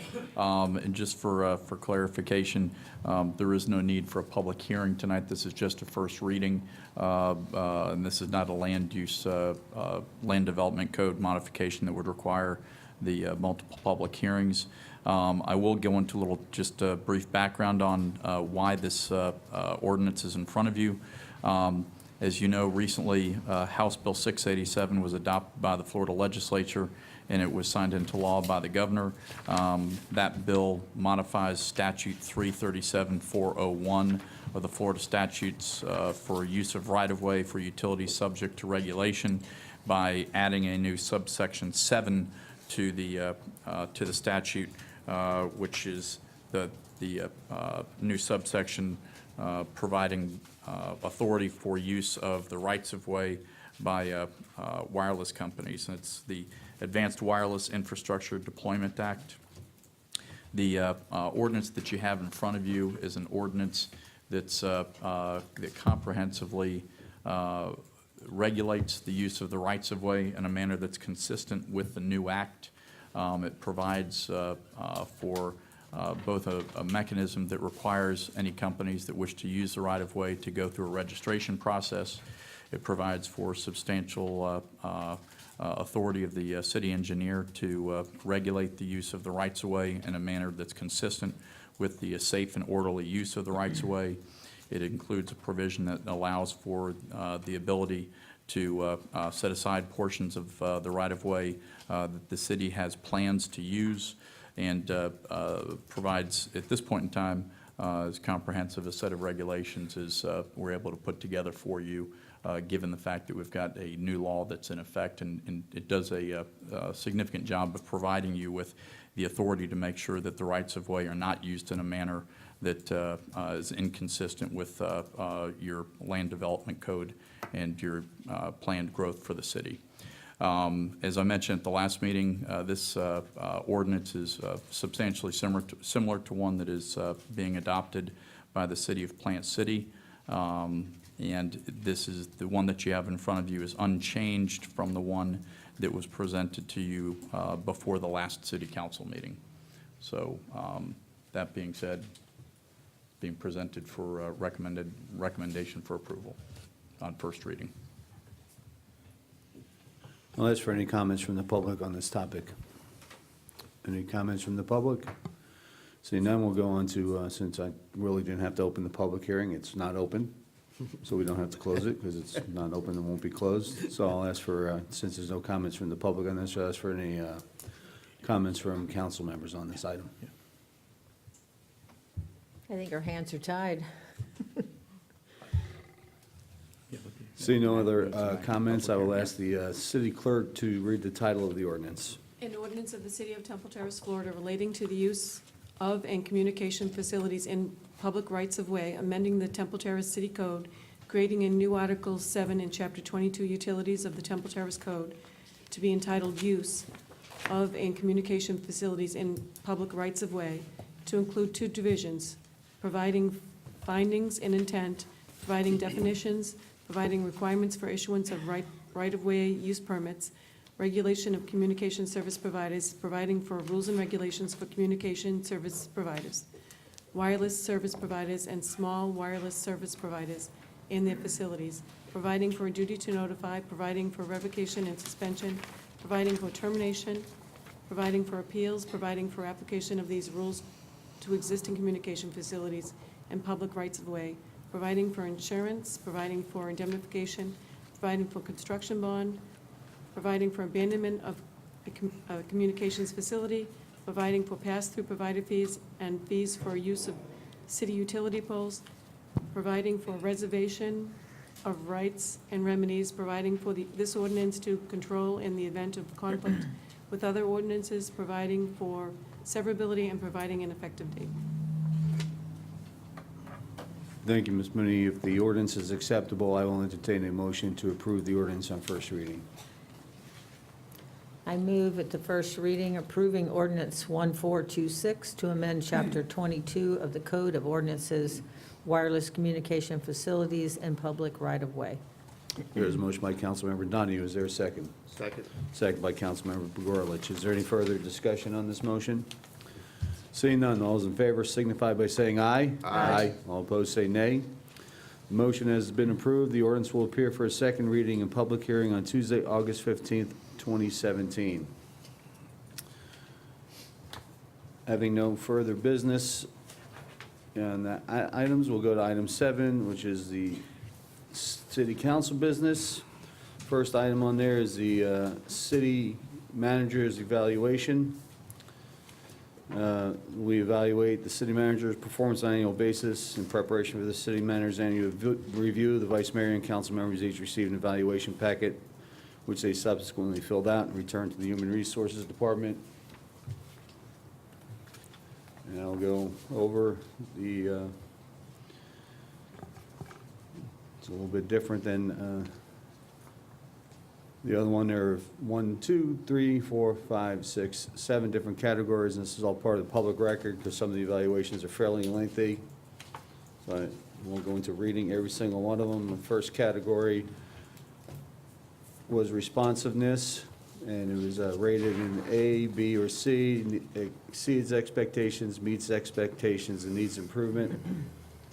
The average for the evaluations was a B. And that responsiveness is resolving issues, communication, being proactive. The second category is excellence, which is consistency and following through. The average grade was a B. The next item is safety, tracking incidents, rewards without accidents. And safety average was a B+. There are a couple of questions about how, as far as some of the council members, about what exactly that item meant.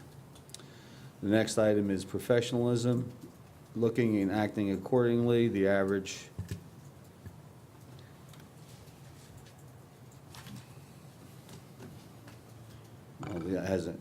it's got to be incorrect. That's an average of A, but it's incorrect. So I'll just tell you what the ratings were. It was B+, A, C, A, and A.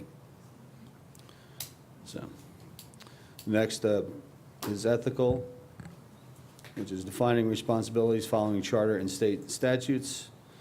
The average was B+. The next item is consistency, fair treatment, providing historical background, finding balance. The average was a B. The next item is transparency, accessibility, open communication, listening and feedback. The average was a C.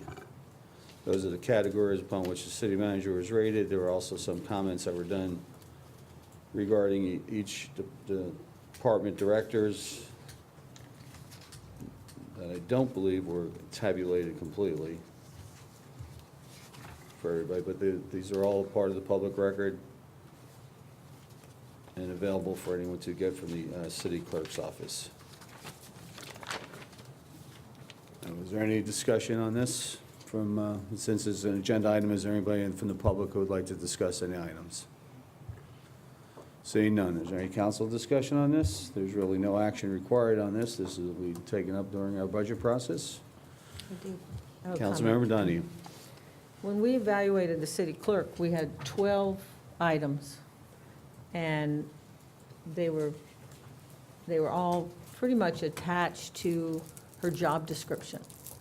And this evaluation was attached to, I think, our goal-setting session, or loosely attached to that. I'm not sure where this particular evaluation came from. I will say that I found it rather ambiguous, and even in looking at the grades that everyone gave, sorry, Mr. Stevenson, we're going to talk about you right now.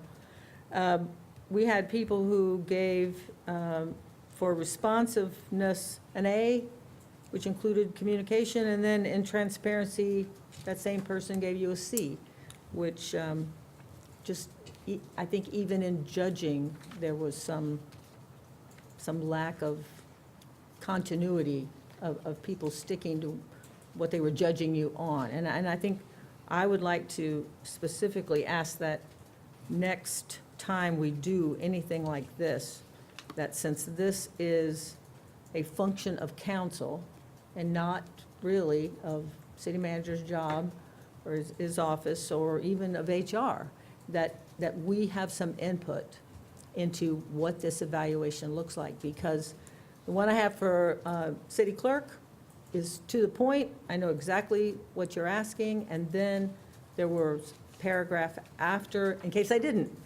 But this was up for, it was very subjective. I would also note that because across the board, with one exception, so we had 4 out of 5 who said that communication was a problem. I did note that this week we had a much clearer report from the city manager's office, which was appreciated. But I, for one, am still, and we beat this to death earlier tonight, I am concerned that I have asked for financials and I can't get them. And I know there has to be some quarterly report out there somewhere. And that's part of this issue. You know, cost overruns happen, budget things happen. That's a bad word, not things, but you know what I'm saying. There are things that will occur during the year, and we need to know about those. That's our fiduciary responsibility.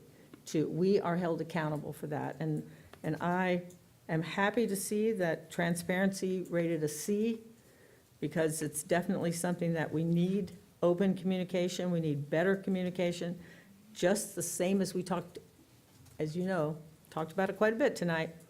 We're all in the dark on our finances, and it's pretty late in the game.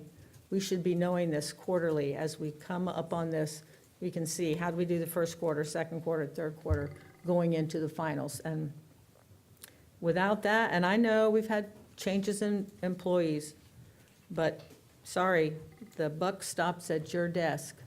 And I would really appreciate that going forward, that we follow the charter, which specifically says that you will submit to the city council a periodic statement of all receipts and disbursements in sufficient detail to show the exact financial condition of the city. And it goes on further about the budget. So I just need to have that said in public record. I will not discuss any of my other concerns because it's part of public record. But I would hope that everyone would agree with me, and then that in order to do your job and me to do mine, is that we need to look at our charter closely and make sure we're all living by that. So, thank you. I'm not going to make a motion to that effect. I don't think it's necessary. But I guess my next question is, now that we've turned in the 2 evaluations on the 2 of the 3 employees that we are responsible for, what is our next step? Are we using these evaluations as part of now the budget process? Yay or nay, or what's our next? I would guess, since the discussion came up last year, it'll be part of the budget process discussions regarding Okay.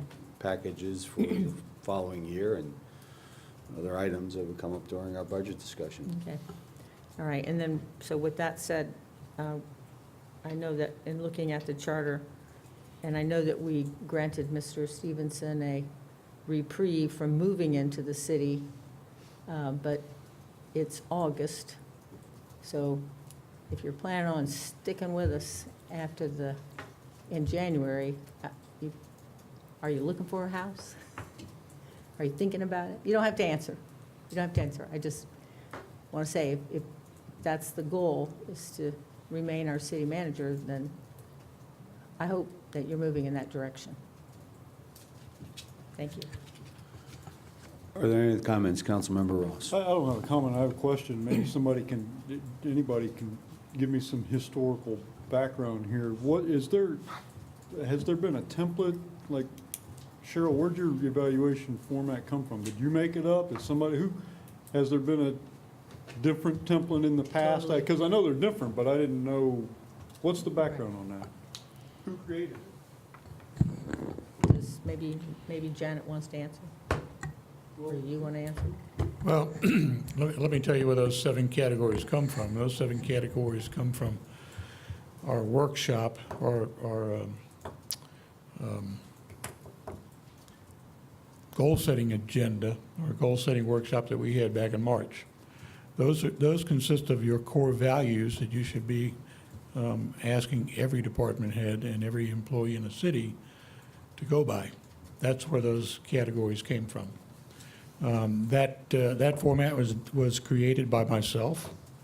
I don't know that there has ever been any standard format. I know Mr. Linebaugh used a shorter version of a template that he used. I know Mr. Stieber used several pages of a template that he used. I thought it would be appropriate for me to create my own, seeing if the other 2 city managers did the same. So that's where the different template came from. I thought it was rather simple. There's 3 questions. And if I could, I'll lay them out. What am I doing right? What am I doing wrong? And what am I not doing that you want me to do? That's pretty simple. Some of you think that's funny, but I don't think it's funny. I don't think it's funny at all. Your evaluation was well taken. I appreciate the evaluation. Thank you, Mr. Stevenson. Is there any other comments on item A, the city manager evaluation? Mr. Chilora, Councilmember Chilora. Yeah, my only suggestion would be, in the past, at times, the city manager would just get together with the mayor. And in this case, if the mayor resigned, there may have been a gap there, but say, the format we're going to use, and normally we turn everything into the mayor, and the mayor gives it to HR. So that might be sort of a guideline, and we've never really, the last year and a half was pretty rough around here, so there really wasn't a format or a template to go by, but I know in the past that was worked on by even back in the Frame Barford days. So the city manager may get with the mayor, say, okay, format, and then it's yes, and it's presented to the council. That might be just a guidance tool to use. your suggestion. Any other comments on this item? Or any other council business? Dave, did you want to talk I about do. the? We're going to bring it up on the Yeah. city manager business. Okay, Cheryl, then I have something also. Councilmember Well, Donahue. we've had people waiting, and I guess one of them had to go home and go to bed. She was under 6. So can we talk about chickens? I think the rule of thumb in the past has been, don't talk about chickens, because there were chickens in the backyard. However,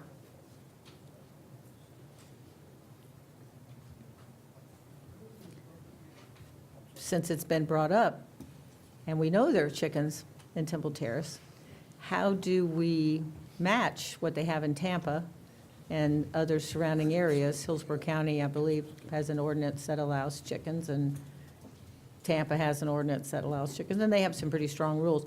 The only place I know that doesn't have strong rules is Ybor City, because the chickens rule in Ybor City, so we don't want that. But I do think that, and the only thing I got was her first name, so I apologize to her, that Celeste, Dr. Celeste Holstein. thank you, brought up a good point, you know. We're trying to go with the times, if you will, and chickens are the way, and she's right, there are lots of chickens out there, and I'm not going to look at anybody out there in case they give themselves away. That there's a lot of laughing out there. But I myself know people who have chickens, and I will not name them. But, so what can we do? How do we, can we get staff to look at this and see how we can mirror other ordinances in the area? If this is something we want to change. I know we had a gentleman who came to us 2 years ago, or at least a year ago, and said he'd like to have a goat, and, you know, I don't think that went anywhere, although I hear they really take care of all your weeds, so maybe you could just rent a goat, that might be a good You idea. actually can. Yeah, I know, you can in Oregon, yeah. So what's the process? Can we get you to look into this now? I mean, no one's voting yes or no on this tonight. We can't give her immediate action. I guess the next question is, does she have to get rid of her chickens? I guess she does at this point, until we pass a new rule. Either that or she's out. Well, I think, Out of compliance. if council's going to give staff direction in order to create an ordinance, so we can certainly mimic, to whatever degree council wants, what Tampa and what Hillsborough County is doing. I'll tell you, a couple years ago, we did discuss chickens, and we did discuss permitting. We did discuss some controls on the number of chickens and the coop sizes and the whole 9 yards, and we really never got anywhere with it, because the difficulty is now regulating chickens. We don't have the staff nor the inclination to knock on somebody's door and say, all right, how many chickens you have this month? That's a little difficult to do, but if it is the wish of council to look at regulation of chickens and allowing chickens, we can certainly work on something. I think I still have the file that Good. Mr. Sieber and I had numerous discussions about That'll help. chickens. Chickens become very problematic, but we'll do whatever the wish of council is. You tell me what you want us to do. Well, I'm in favor of you taking a look at it and bringing it back, but I don't know how my fellow councilmen may feel. I'm fine with you looking at and bringing it back to us with some sort of parameters or permitting or expanding our zoning areas aside from what we already have. So I'm good with staff looking at it and coming back with some possible solutions to the council. Councilmember Ross. I am good with that, too. I don't have any strong feelings one way or the other on the chicken issue. Truthfully, I've been thinking so much about redevelopment and budget and all. I really haven't contemplated the chicken thing prior to hearing of it this week. I do want to make sure that the public understands, though, as this moves forward, and I'm not trying to sway anybody. I mean, if the majority of people in Temple Terrace want chickens, I don't care. I mean, it doesn't bother me. I don't have any, the sky's not going to fall if we get chickens. But I don't know. I don't have a good feel, first of all, for what the constituents want. I think we've only heard from one or two people, and there's been some feast, maybe you have, but I haven't. Yeah. They're keeping a low profile. But I haven't heard the groundswell of people, which, you know, if we're gonna change the ordinance for 26,000 people, I'd like to hear from a few more than one or two.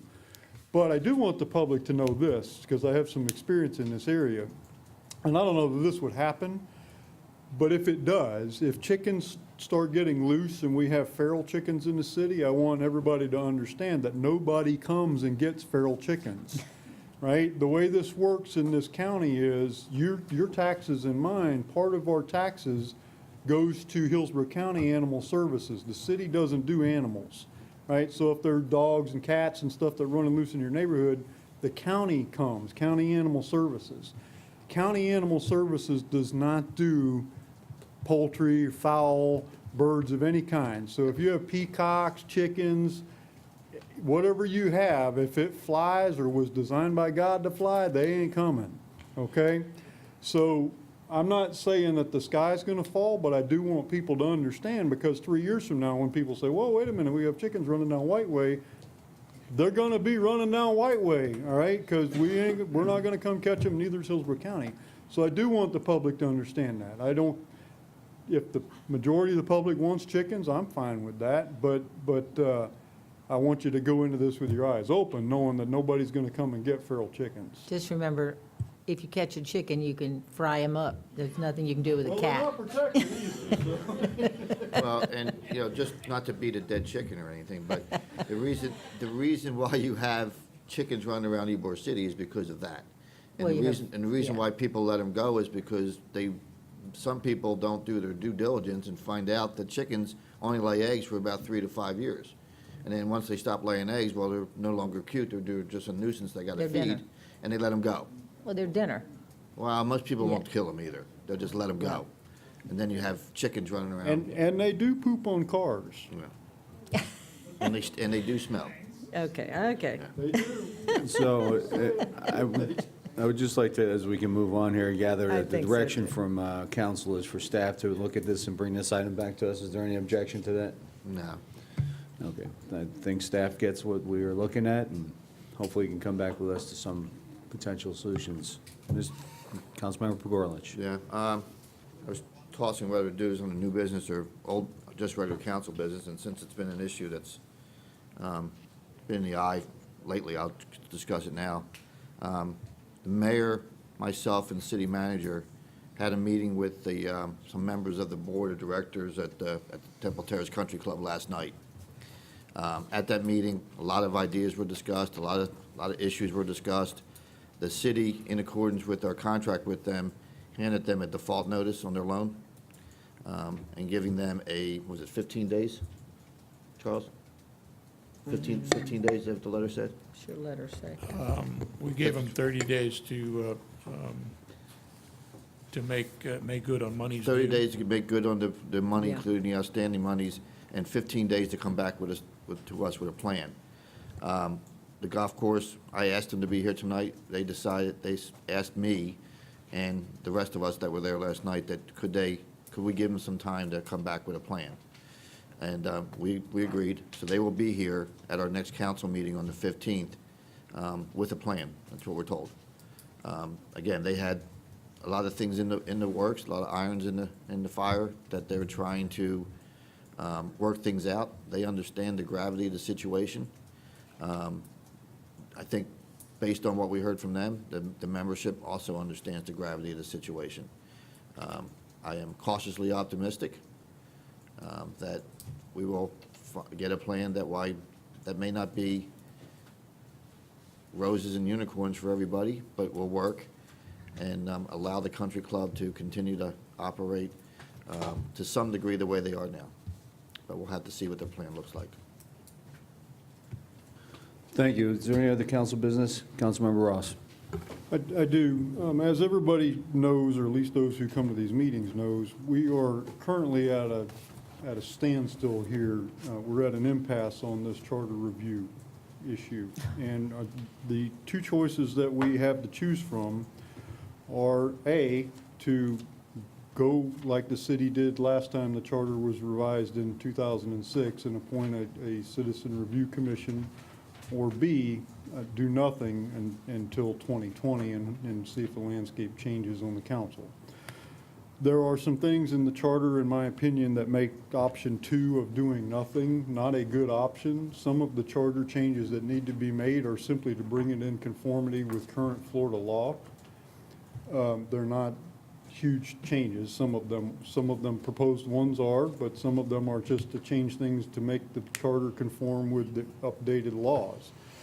So I don't feel that option 2 of doing nothing until 2020 is a good idea for the citizens. So therefore, I move that we use the same methodology that was used in 2006, the last time the charter was reviewed in the city of Temple Terrace, and each one of the 5 of us appoint a Temple Terrace resident to a 5-person commission with strict timelines to report back to the council with recommendations on charter review. And the timeline is clicking. That window of opportunity is going to shut if we don't act soon. And I move that we come back at our August 15th meeting with our citizen appointee names. There's a motion. Is there a second? I second that motion. Motion, and there's 2 seconds. Do we have any further discussion? Seeing none, all in favor of that motion? I have a question. Okay. So back in 2006, it was that simple that each member of council picked a person, that particular person was part of this committee, that committee. Are they going to come up with all the things that they're going to be looking at, or are we going to give them some guidelines? Because I know there was some discussion in the past, and I agree with that discussion, that, you know, there's such a thing as putting too much on a referendum. Are we going to limit it to simple updating for state code and a couple of other things? Or are we going to give them carte blanche to look at the entire charter and come up with all the things they want to change? It's a very good question. If you don't mind, I'll Sure. reply. I did some research and I pulled all the minutes from the meetings associated with this decision back in 2004, 2005. The 5 people were selected as I proposed to do now. They utilized a guide, and the name of it escapes me, but it's a national guide. It's been in publication since the 1930s. It's on like revision 18. It's not long. I'm sure it's copyrighted, so you can't just do what I did, but I downloaded it in PDF and I read it. It's only like 30 pages long, but I'm sure we'd have to buy it for these commission members, and it goes into some of what your concerns are. It's not up to me to answer that definitively. My opinion on that is, I mean, I intend to give my thoughts on the matter to my delegate, absolutely, but I don't know that we can dictate to them what they can and can't do, or there's kind of I mean, we can't appoint this commission and say, well, you can look at this paragraph, but we don't want you to look at that one, or, I mean, I'm not sure how we would do that. So I guess the answer is, we have to be responsible in who we appoint, and you know, not somebody, the guide goes into that, recommending former council members, former mayors, people that are familiar with the city, people that kind of thing. So, but I don't know how we would say, we don't want you to look at that. You know, my concern is that this just becomes, you know, a batter, you know, like, you know, who's going to get thrown off the island? That, you know, just, you know, you're going to have different people that have different concerns and different motives, and there is, again, there is such a thing as just putting way too much on a referendum. And then people get confused and they don't vote, you know, for what they think they're voting for, et cetera, et cetera. I would prefer that if we're going to have somebody look at it, that this, and I don't know if we can even do that, if we can collaborate enough to come up with, here's the pieces we want you to look at.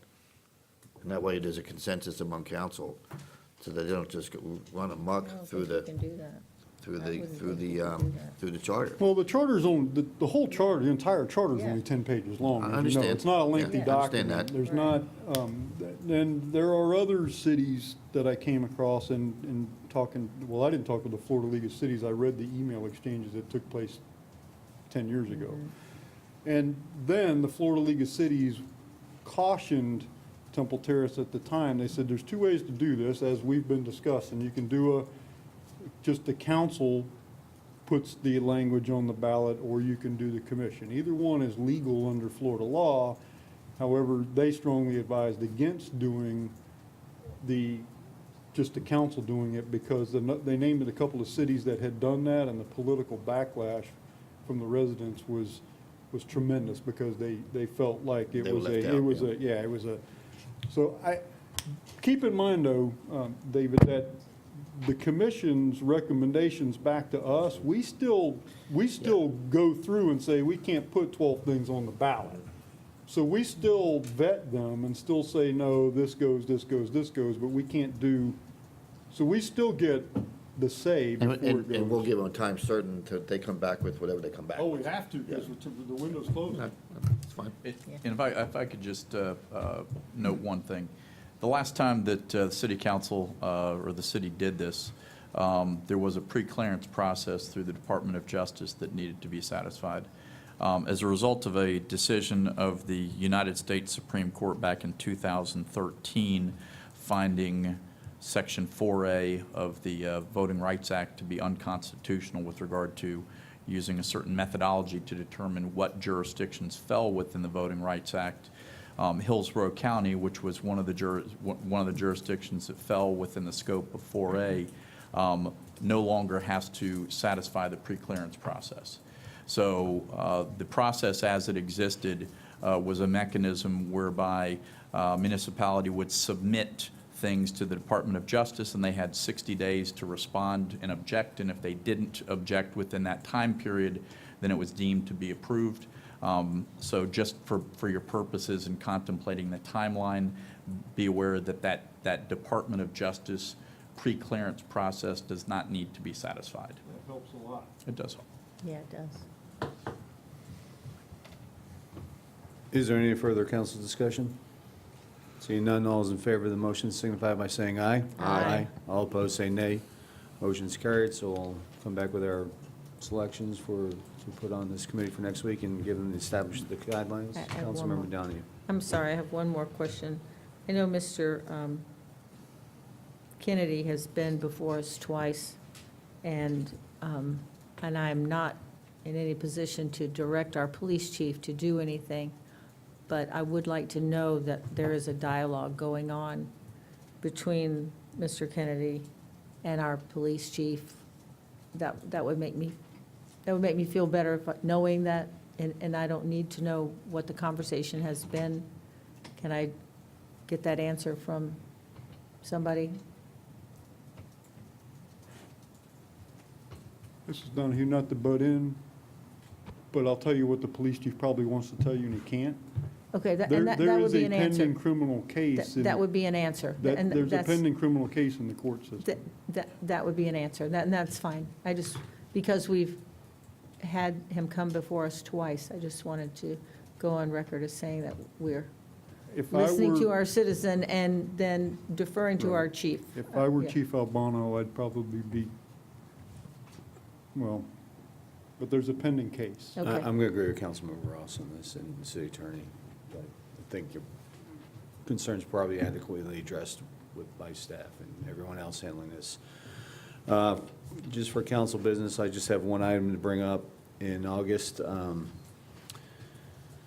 We don't have to look at it, just so everyone's aware of it right now.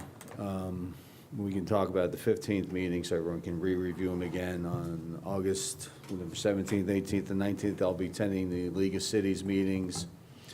I believe we received an email earlier this week for all city council meeting regarding the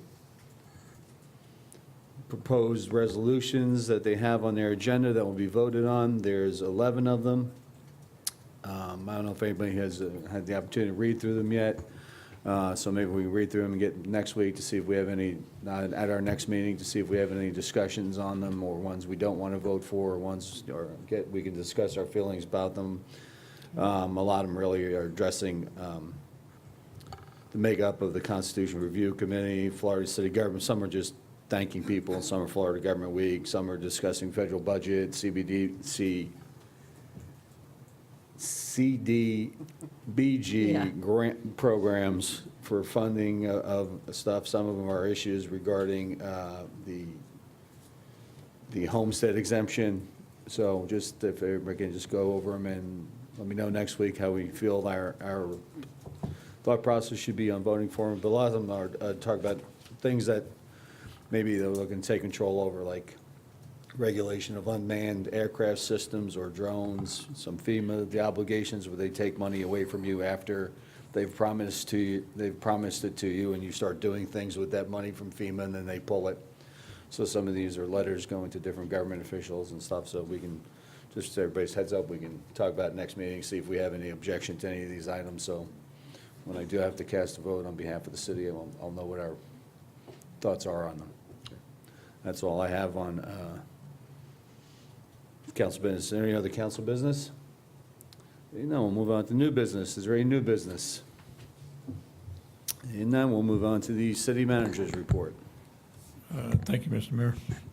I've got just a couple things to kind of bring up here. The budget workshop that we had scheduled for tomorrow afternoon, in conversation with everyone last week, we have rescheduled that to be on August 14th. It will be from 2 to 5 p.m.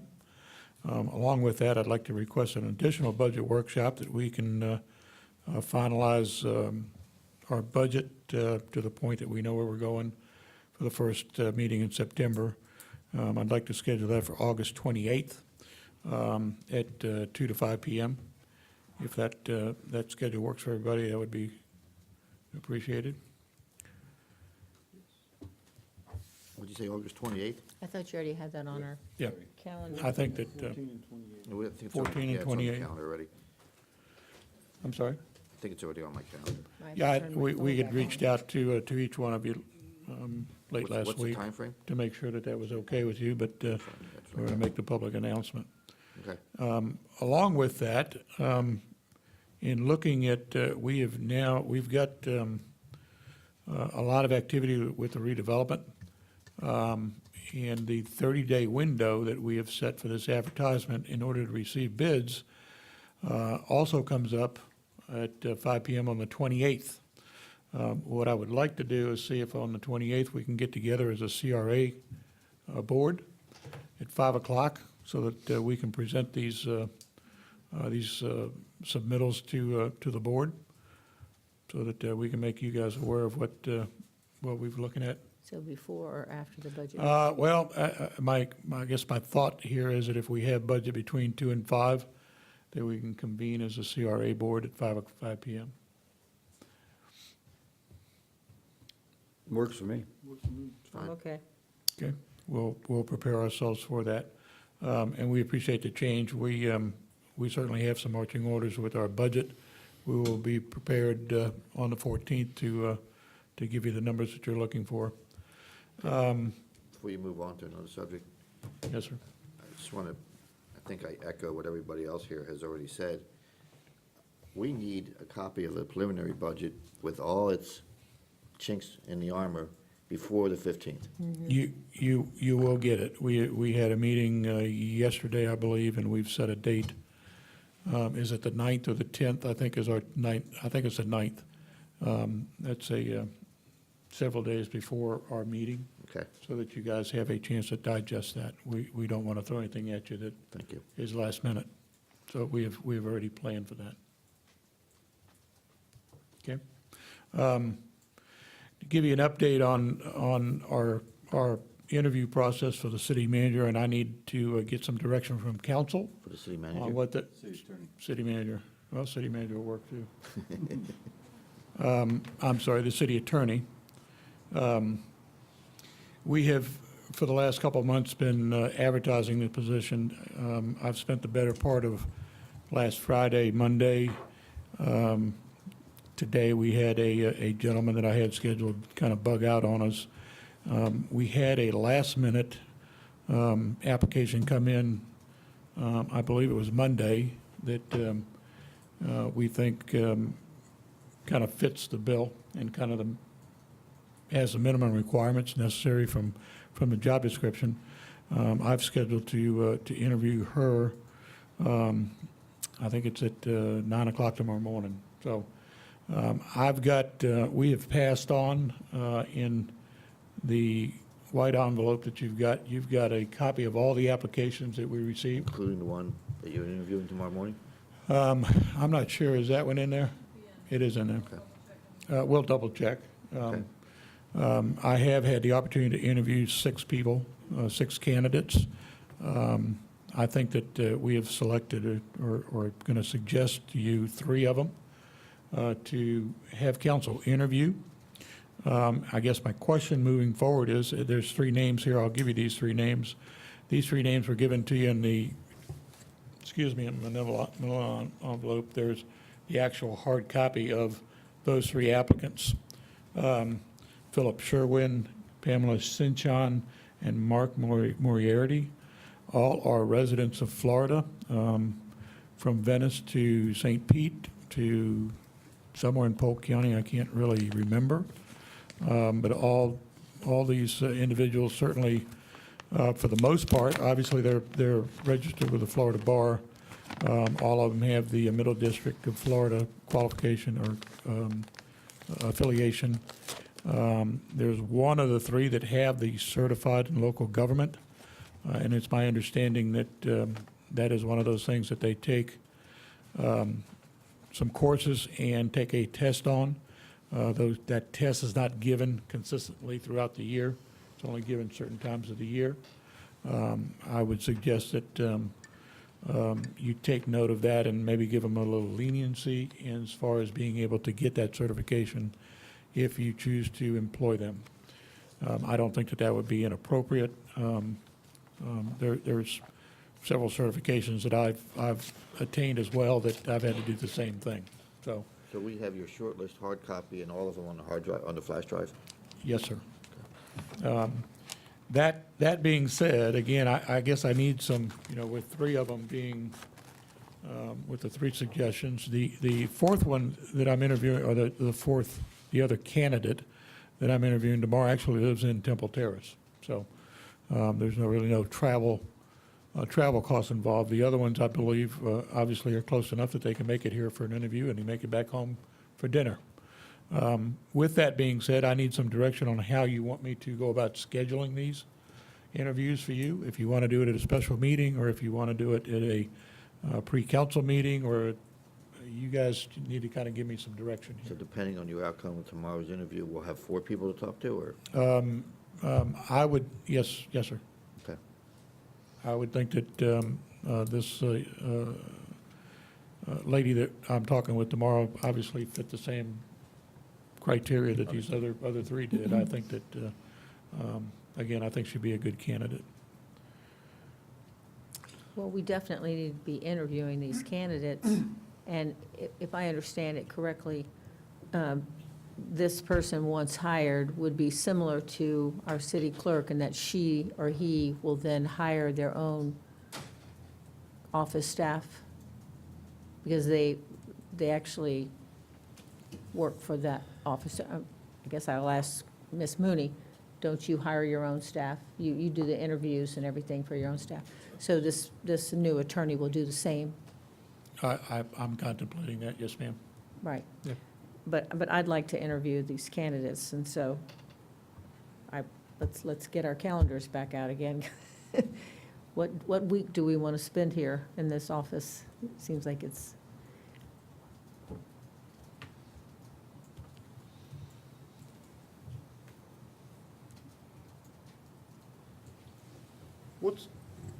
Forgive me again, I'm going to ask a question, and anybody feel free to answer to bring me up to speed. What was the methodology? I mean, I sat in as a citizen on the video interviews of the finalists for city manager last year, or whenever that was. But what was the methodology to get the pool down to that? we hired How's this been done in the past? we hired a company to do that. That's right, I Yeah, remember that. it was an outside agent. It was not city manager, remember that. It obviously. was a It was for consultant. the city manager's position. But we hired, before that, we had hired Hillsborough County. Right. So in both cases, nothing has come from in-house. Though this is unusual to begin with. What and that- about this, when we hired Cheryl, the city clerk? That, City manager did that on his own. Yeah. City manager? Yes, sir. City manager did it from A to Z, and so you have a new city clerk. Count. but the city manager made that selection at some point. But she doesn't report to the city manager. We didn't right? have No. a long Goes to us. process when Mr. C, he sort of took charge of that with HR, and then they brought him in if there was one or two people, but at the end of the day, he negotiated the salary and brought it to the council. And I will tell you that under all those scenarios, since you now have all the applicants, if you see one on there that you think somehow slipped through the cracks and should be interviewed, I think council would certainly be accommodating to that request. Mr. Ross, the biggest challenge we had in the past was narrowing them down. Right, Just where we had the civil service one time. right. One time we did city manager, we didn't find, the first round, so let's do it again. Then went to the second round, civil service, then the last time we did, for city manager, we had that gentleman that we hired, we paid him some money, and he brought down a selection of a couple of people. But it seems like the list's already been narrowed down. So it's pretty short already. Mr. Barr said, as Ms. Donahue asked before, give me a list of all of them. If you have a list of all of them, there's somebody that stands out to you, yes, you could say, let's bring this person as well. It's not like you have 10 people, only 3, maybe 4. Right. And then we do the interviews, and I think in the past, we have to compile a list of questions, however we structure that. And those questions are posed to the applicants equally, and sometimes we may have a neutralized person, like we can ask, HR director or somebody. Right. So it's coming from the same person, posed the same way to each person. And it could be, we've done it with Skype, we've done it in person. But I'll tell you, in person is much more effective with body language. Yep. We did that planning commission, we did a Skype one time, and we narrowed down to 3, and then we brought them in. And that one that we were our top choice in person was a totally off-the-wall lunatic. So you definitely, in person, exposes that person to a different level. But it seems like a lot of it's, the hardest part's done, it's narrowed down, so we just have to find a So, time. Mr. Trullo, how do you propose that we, because we got to do a couple different things at the same time then. We need to develop some questions here and we're going to use Janet as our, well, I'm just, we're trying to figure this out. She That's what we probably- pay her the big bucks for. yeah, she has probably a lot of experience with, this type of. Well, you also have to be careful with the questions too, because Yeah. you can slip out of the, You don't want the questions to get out, and a lot of times, what we've done in the past is, you could pose 3, 4 questions, Ms. Roach, all the way around the table, and then she could sort of come together and say, okay, and she could pick out of those questions. Right. Yeah. And she could keep those questions to herself. Apparently they're having a hard time hearing us in the back. I'm sorry. And she could keep those questions to herself, and then pose them the day of the meeting, so they can't get, Yeah. in somebody's hands. That might be a fair way to, I know we've done it that way in the past with like the planning commission, even here. well, I think that's a wise way to do it. We use our HR director. I mean, She knows. use our sources, But each of us can pose 3, 4 questions, or whatever you want to pose, and then she can pick whatever 10, 8, whatever timeline you want to make the interview. And we just have to coordinate a day. We pick a half a day, and we do all the interviews, because you have to bring the people in if they're, outside of our limits here. However, we do have a time constraint, because this all has to be done as we put the budget together. It all has to happen at the same time. well, Awesome. Because otherwise, poor Mr. Connolly, who's trying to become invisible over there right now, he's still our attorney. yeah, I know, but So, I think I don't we need think to this make is a- gonna happen in time for the budget, but I think there's enough in the budget. We already budget for legal fees. I think we just need to massage what's there. I think we're. Wasn't the whole reason to do this, I thought the whole reason to do this was that we thought we were going to save money. So are we going to budget less than we budget now? I don't know the answer to that. I mean- Yeah. I mean, I'm not trying to be Yeah. flip. That's a good No, I know question. you're I don't not. know. Yeah. I don't know. Yeah. I mean, I don't think Mr. Ross was insinuating Yeah. budget more. I think he's saying you already have the monies allocated, because Mr. Conley's contract, or shoemaker loop, shall I say, you have to give a 6-month notice, I believe. So Right, you it's can't already- just say, in 2 months, we got to be done. So you have 6 months, and you probably want a little overlap as well, so one picks well, up from the other. Absolutely. But, and you might have a little overage, that overlap period, but that's just something that we have to see once we get there. But I think the next immediate thing is to set up the interviews, if in fact that's where we're going, if we have the candidates, depending what happens tomorrow, or if any of you see another candidate you like on there, you can bring it forward, set up a day or half a day, because that's got to be coordinated and communicated to these folks, and then also get questions to HR director and see, if we could start putting parameters on this thing. I mean, as a suggestion, I don't see this happening before our next meeting. So I think, maybe at the next meeting, we can set aside some time during council business. I would hope that each council member will at least at that point have their questions to HR. And if there's any other additions based on our own review of the applicants, that we'd have that to HR. And then we can discuss at the next meeting, calendaring. People have a chance to look at their calendaring, half a day or 3 hours or 2 hours, whatever we think it's going to take, to interview the 3, 4, 5, whatever we come up with, applicants. I would suggest, but that's not a bad idea, Ms. Pregorich. I would suggest that prior to that, or by that time, city manager give us a few dates as well. So we don't want to book a time when this room or somewhere, Right, facility. yeah, that's So fine. maybe 3, 4 dates to say this half day, we can do it, so we can sort of already be prepared. And in the interim, everybody will get their 3, 4, 5, 6 questions to HR, and that'll give her time from that point forward to whatever date we turn to consolidate them, put them in the right language, throw out the ones that are just can't ask anyway, that kind of stuff. So. I'm in agreement with getting that. The only thing I would just caution on is when we talked about the budget issues regarding this, and this, from what I understand, is only, I guess if we find a candidate that we feel is better than the fit we currently have or a significant savings, would be moving in that direction. If I'm wrong on that, I'm let me sorry. know. Say that again, I didn't. We talked about budget and overlap and someone coming in here during an overlap period, and I'm assuming this only means if out of the candidates we have that have applied for this position, we find someone that we feel is a better fit for a city council and is a better budgetary cost-saving issue than what we currently have. So that's my only comment on it, but I'm willing to, whatever dates and questions we need.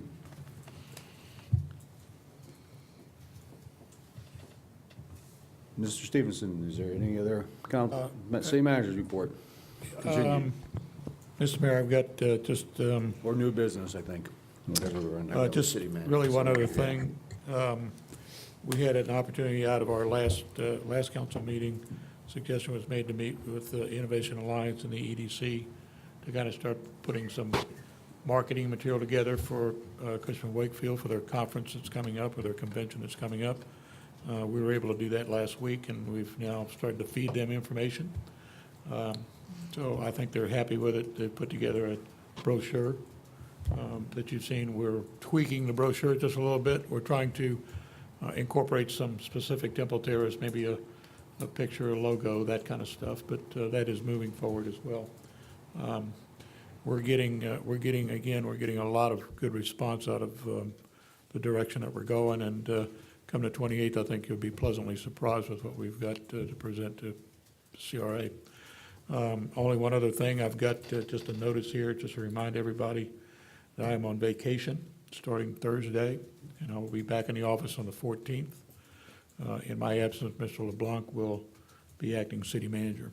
And certainly if you need to get me, best way to get me is probably on phone. He knows, we discussed that this morning in our staff meeting. I don't know if I've got internet or email capabilities, but I would imagine I've got phone at least. But I'm available if you need me. Feel free to call me. Is there any other business come before council? Mr. Connolly? I have 2 items. The first is that the city manager has had communications with Mr. McKnight, who is the owner of the gas station. As you come north on 56 across the bridge on the right-hand side, there's a lawsuit that's pending with regard to the right-of-way that is adjacent to Mr. McKnight's property. I'd like to request a shade meeting so that we could discuss possible settlement of that litigation. And then the second item that I have is I was recently contacted by an attorney, Brian Sykes, who's with Meridian Partners. Mr. Sykes represents Accardi Development LLC, which is the contract purchaser of property at 1725 East 8th Avenue, located in Ybor City, owned by Mr. Holland. Mr.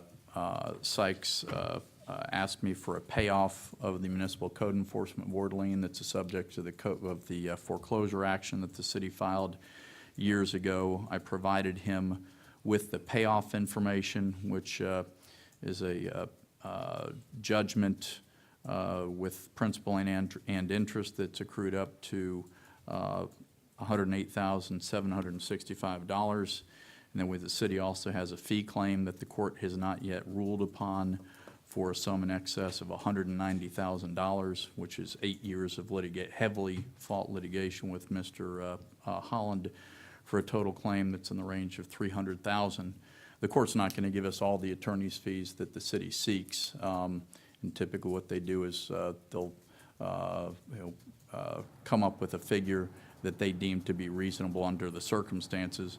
But the long and short of it is that I provided that information to Mr. Sykes, and then he wrote back to me and asked, as part of the sale of the property in Ybor City, if Temple Terrace would agree to take the sum of $10,000 in exchange for a partial lien release of the property. I'm providing this information to you because I have an obligation to pass along settlement proposals, and Mr. Sykes provided me with a letter signed by Mr. Holland whereby he was authorized to make that settlement offer to the city. I'll tell you that the property that's in Ybor City, I've done a little investigation on it. The property appraiser lists the property as having a market value in the range of $380,000, but going online to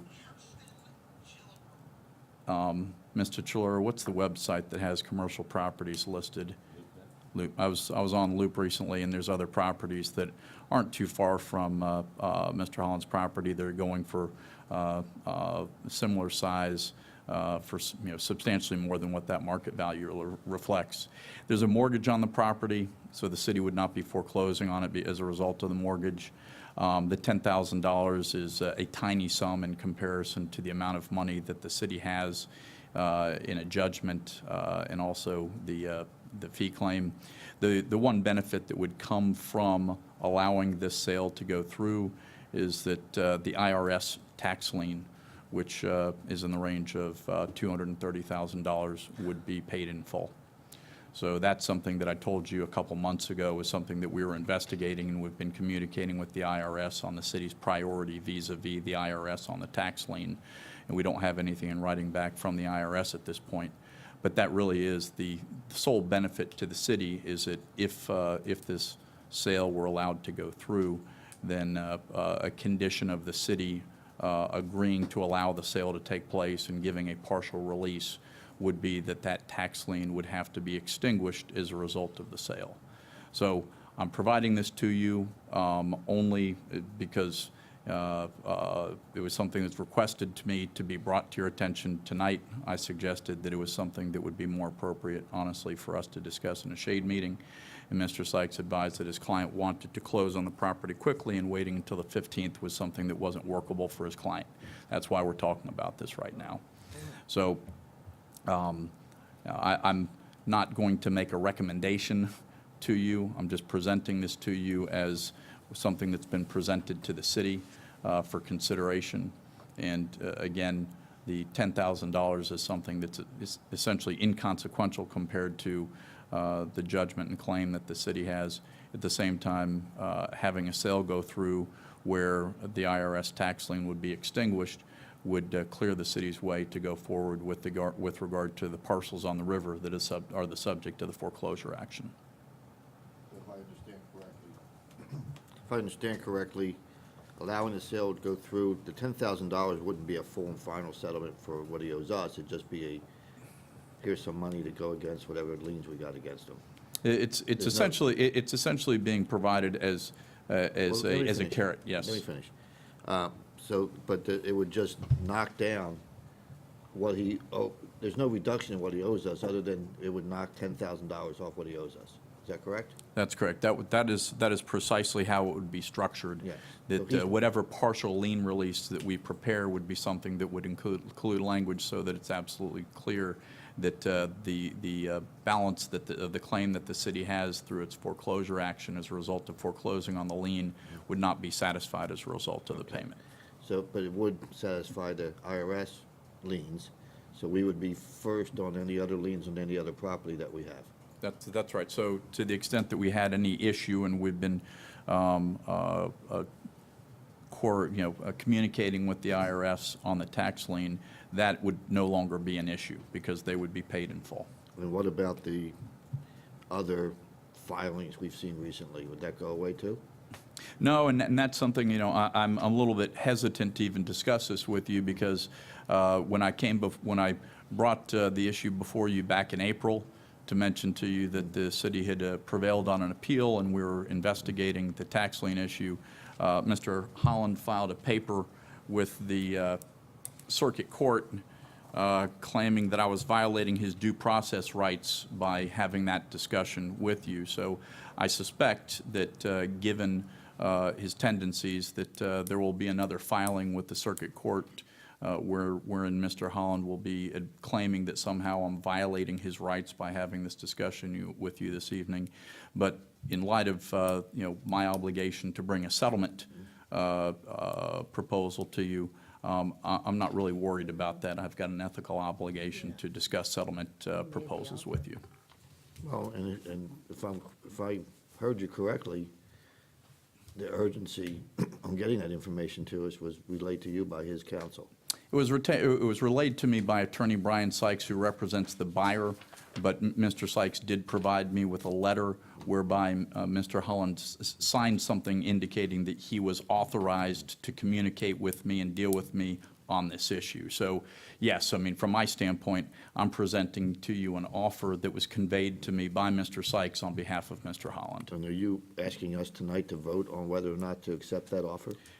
Yes, so you don't have to take any action on this.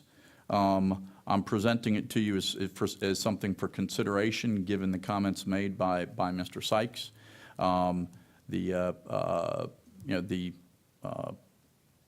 only downside to agreeing to this is that you're taking, you're giving up an interest in a parcel of property that the city otherwise has an interest in, but the interest that the city has in the property is also secondary to a mortgage that's on that property that's also going to be paid in full, according to Mr. Sykes, from the closing.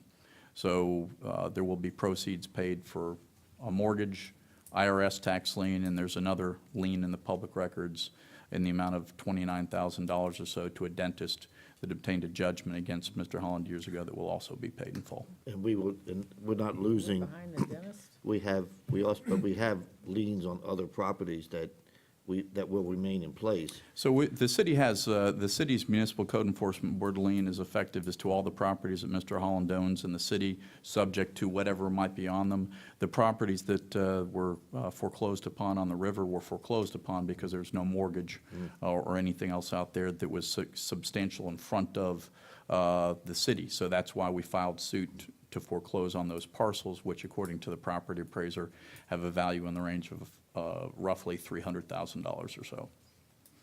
So we still have those? Yes, sir. Okay.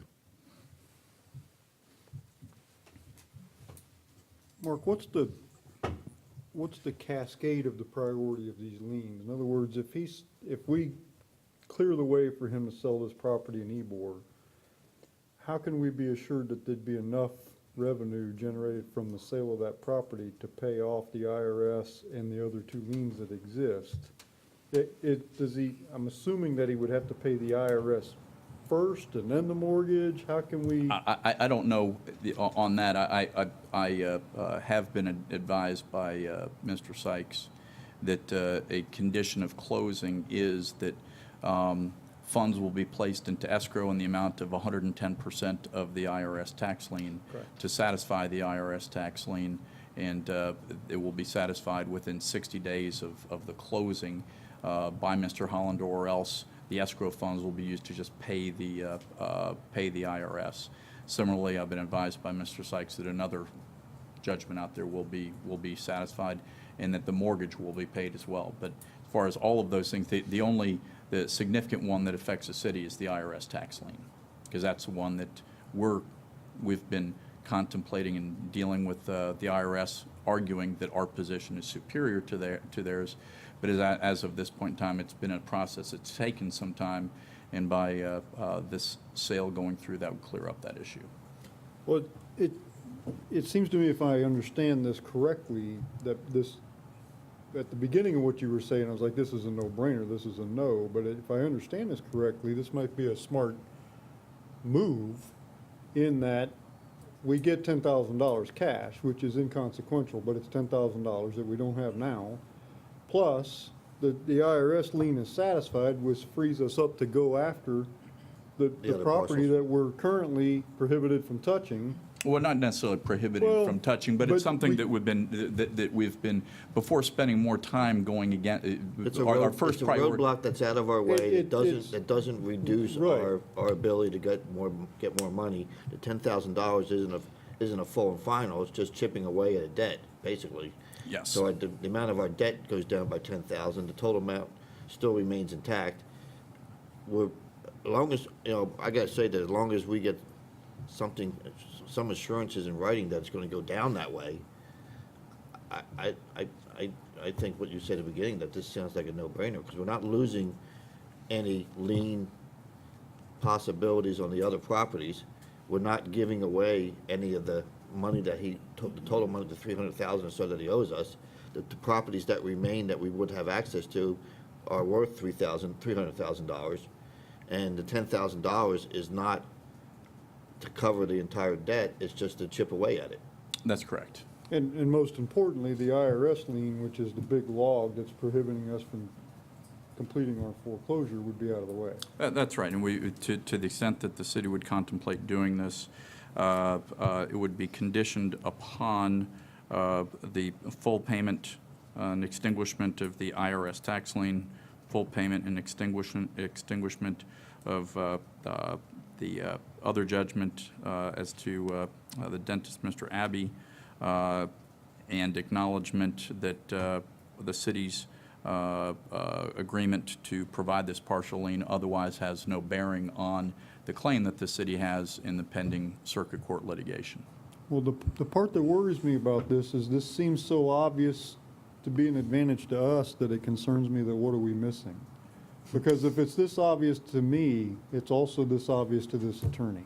No, the devil's in the details. I mean, it's making sure that the manner in which we do it is such that we're not in any way prejudicing the city's ability to proceed against the properties that we have already had the foreclosure action against. Now, Mr. Holland continues to make filings in the foreclosure action.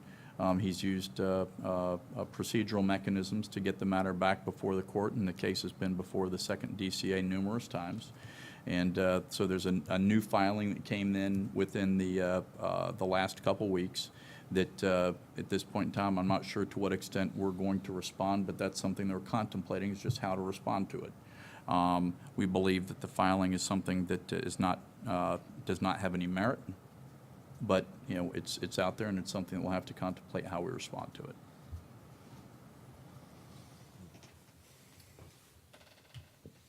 On this topic at hand with Mr. Holland, are you need a motion from us to go ahead? Well, and if the city do this, was, or- if the city was inclined to agree to the request presented by Mr. Sykes, I'd need a motion that would be to allow me to prepare a partial release of lien that would provide for Mr. Holland to have the ability to sell the property described to you at 1725 East 8th Avenue, Tampa, which is in Ybor City, conditioned upon extinguishment of the IRS tax lien and the other lien that I described to you, and drafted in such a way that there's no prejudice to the city proceeding on its claims with regard to the other properties that are in the foreclosure proceeding and to which the Municipal Code Enforcement Board lien attaches. If that's acceptable, then I'd suggest that you make the motion I just described to you. Again, I share Andy's concern that this is one of those things that sounds too good to be true. Well, then I would suggest that we don't take any action, and if we want to discuss this at a later date in a shade meeting, we certainly can. Do we have time? Well, that's it. All I have is the statement by Mr. Sykes that his clients want to close on this property ASAP, and waiting till the 15th is not going to satisfy his client. I don't know to what extent that's accurate or not, but that's a statement that he made to me. You also have a question. Councilmember Chiller. Mr. Conley, you mentioned if, say, the city hypothetically went through this proposal and it was structured in the manner in which you described, you mentioned we would still have the lien on the other properties. What do you mean? What is the other properties? Is it just the river lots? Is there other properties? And is there any other financial hurdles that would be in front of the city's position? So the city foreclosed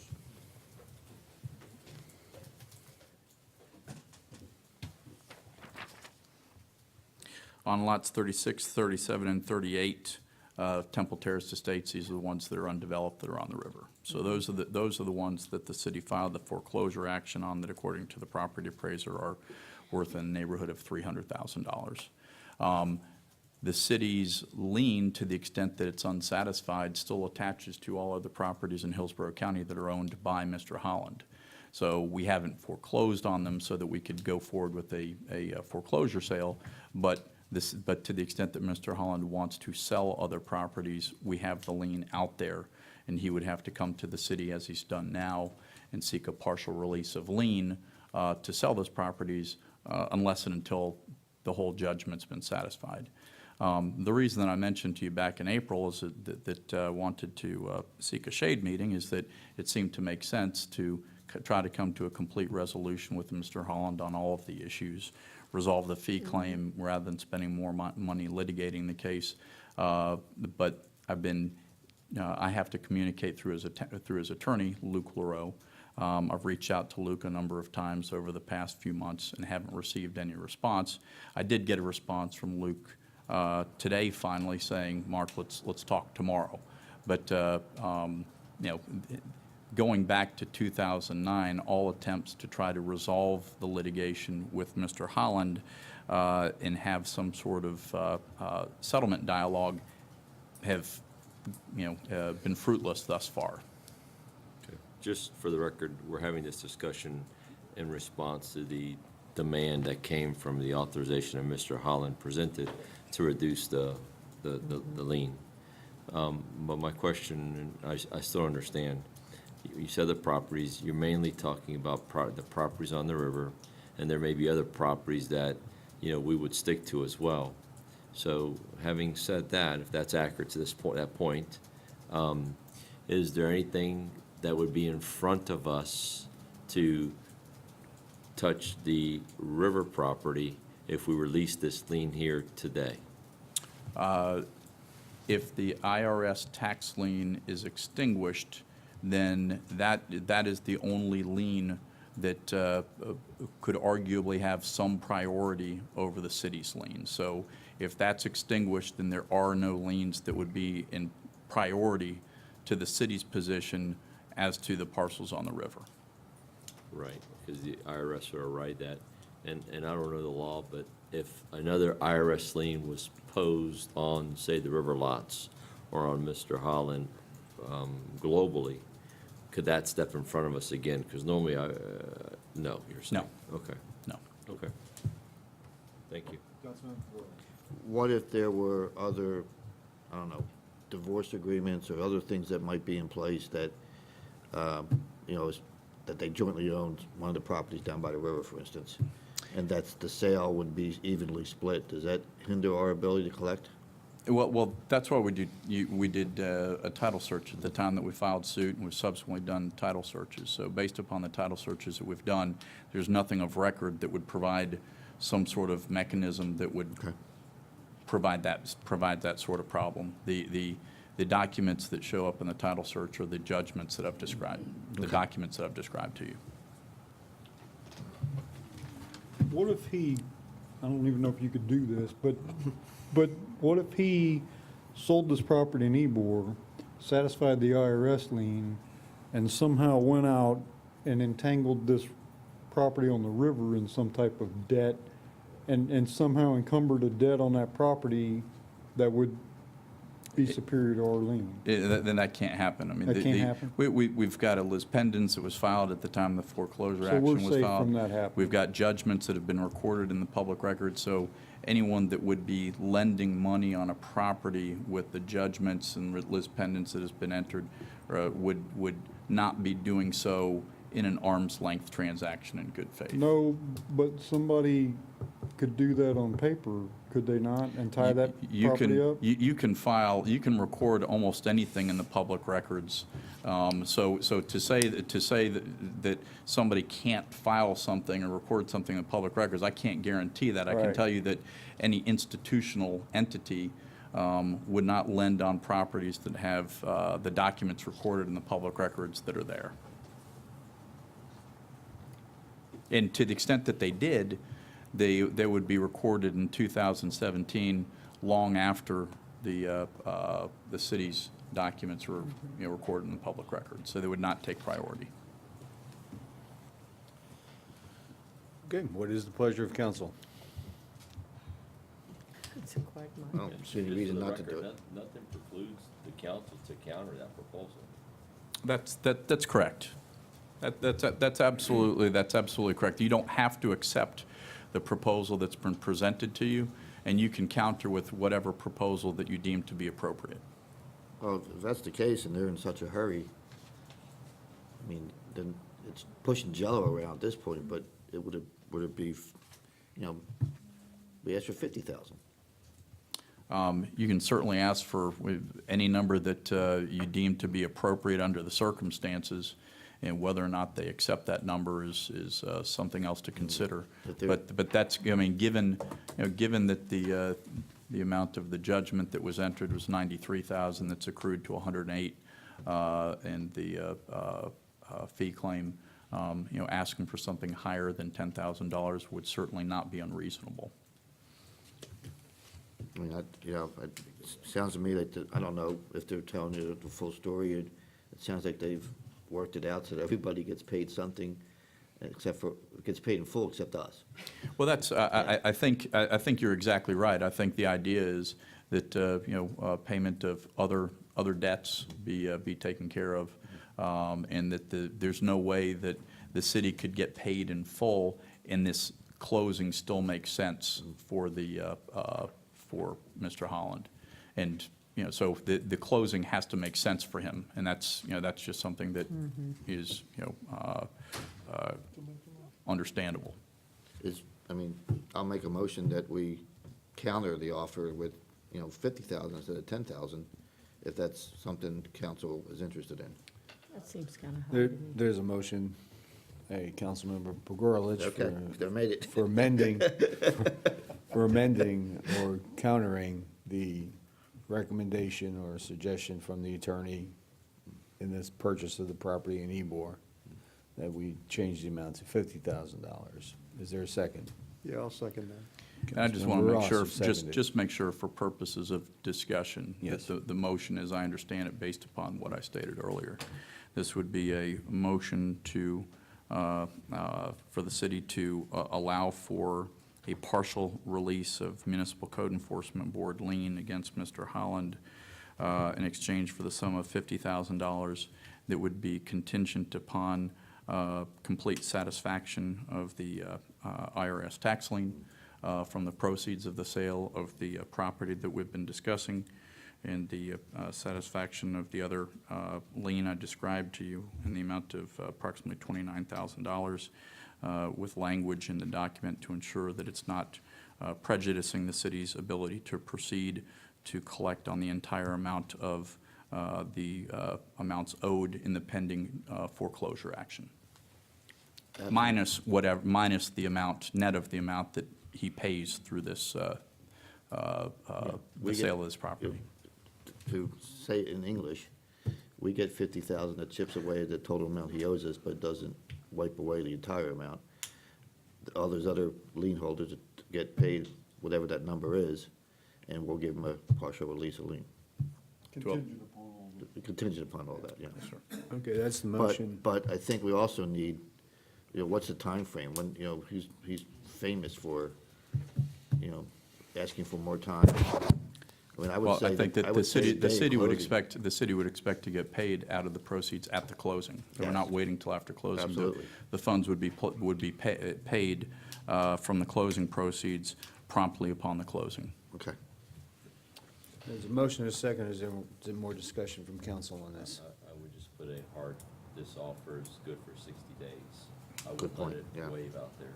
Okay, that's a good point. I'll amend this in accordance with the suggestion by Councilman Chilora that this offer goes away in 60 days from today. And just for purposes of the record and the minutes, I just want to ask Madam Clerk, the motion, as I clarified it, and as Mr. Chilora has clarified, you fully understand it, just we got the minutes good? I'm going to listen to it again and put everything you said in. Very good, thank you. Okay. Seeing no further discussion, it's been, 60-day time frame is set on it. Just, This is I'll good for. second the amended motion with this Thank you. today. Okay, the amendment has been, Made and seconded. well, made and seconded. Let's vote on the amendment. All those in favor of the amendment signify by saying aye. Aye. Aye. All those opposed, say nay. And the motion, now all those in favor of the motion as amended, please signify by saying aye. Aye. Aye. All opposed, say nay. Motion is carried. And I believe you wanted a shade meeting date for something else. Yes, sir. So then I'd also request a shade meeting so I can discuss with you resolution of the litigation involving Mr. McKnight. How much time do you need? 30 minutes. How about prior to the 15th? Wait before we have the meeting on the 15th? Does that work? We don't have any workshops or anything scheduled prior to the 15th, do we? I'm not going to be at the workshop on that date. No, we don't have a workshop. We have a council Oh, meeting. that's it's a city council meeting. Yes, that, I was thinking the other workshop. Yes, certainly, that would work fine. Okay, so say 5:30 instead of 6? We start? Charles, is that good? Charles? Can we make it happen? 5:30 on the 15th? Does that work for everybody? Let me make sure that, trying to find my tentative agenda here. 15th would work for us. Okay. Very good, thank you. So a motion to approve a shade meeting, Move to 5:30 approve a PM on the shade 15th. Shade meeting at 5:30 PM on August 15th. To discuss Motion, is the, there a second? Second. just for clarifications, to discuss the pending McKnight litigation. What he said. Motion and a second. Is there any discussion? Seeing none, all those in favor signify by saying aye. Aye. Aye. All opposed, say nay. Motion is carried. Is there any other business to? I'd like to end this meeting on a happy note.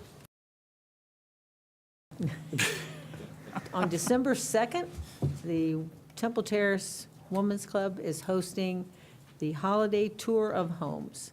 So I just want you to save the date for that. It's from 10 to 2. Tickets are $20 per person, and if you are interested, you can contact me. Thank you. So you know the business come before council. Thank you everyone for being here. The meeting is adjourned.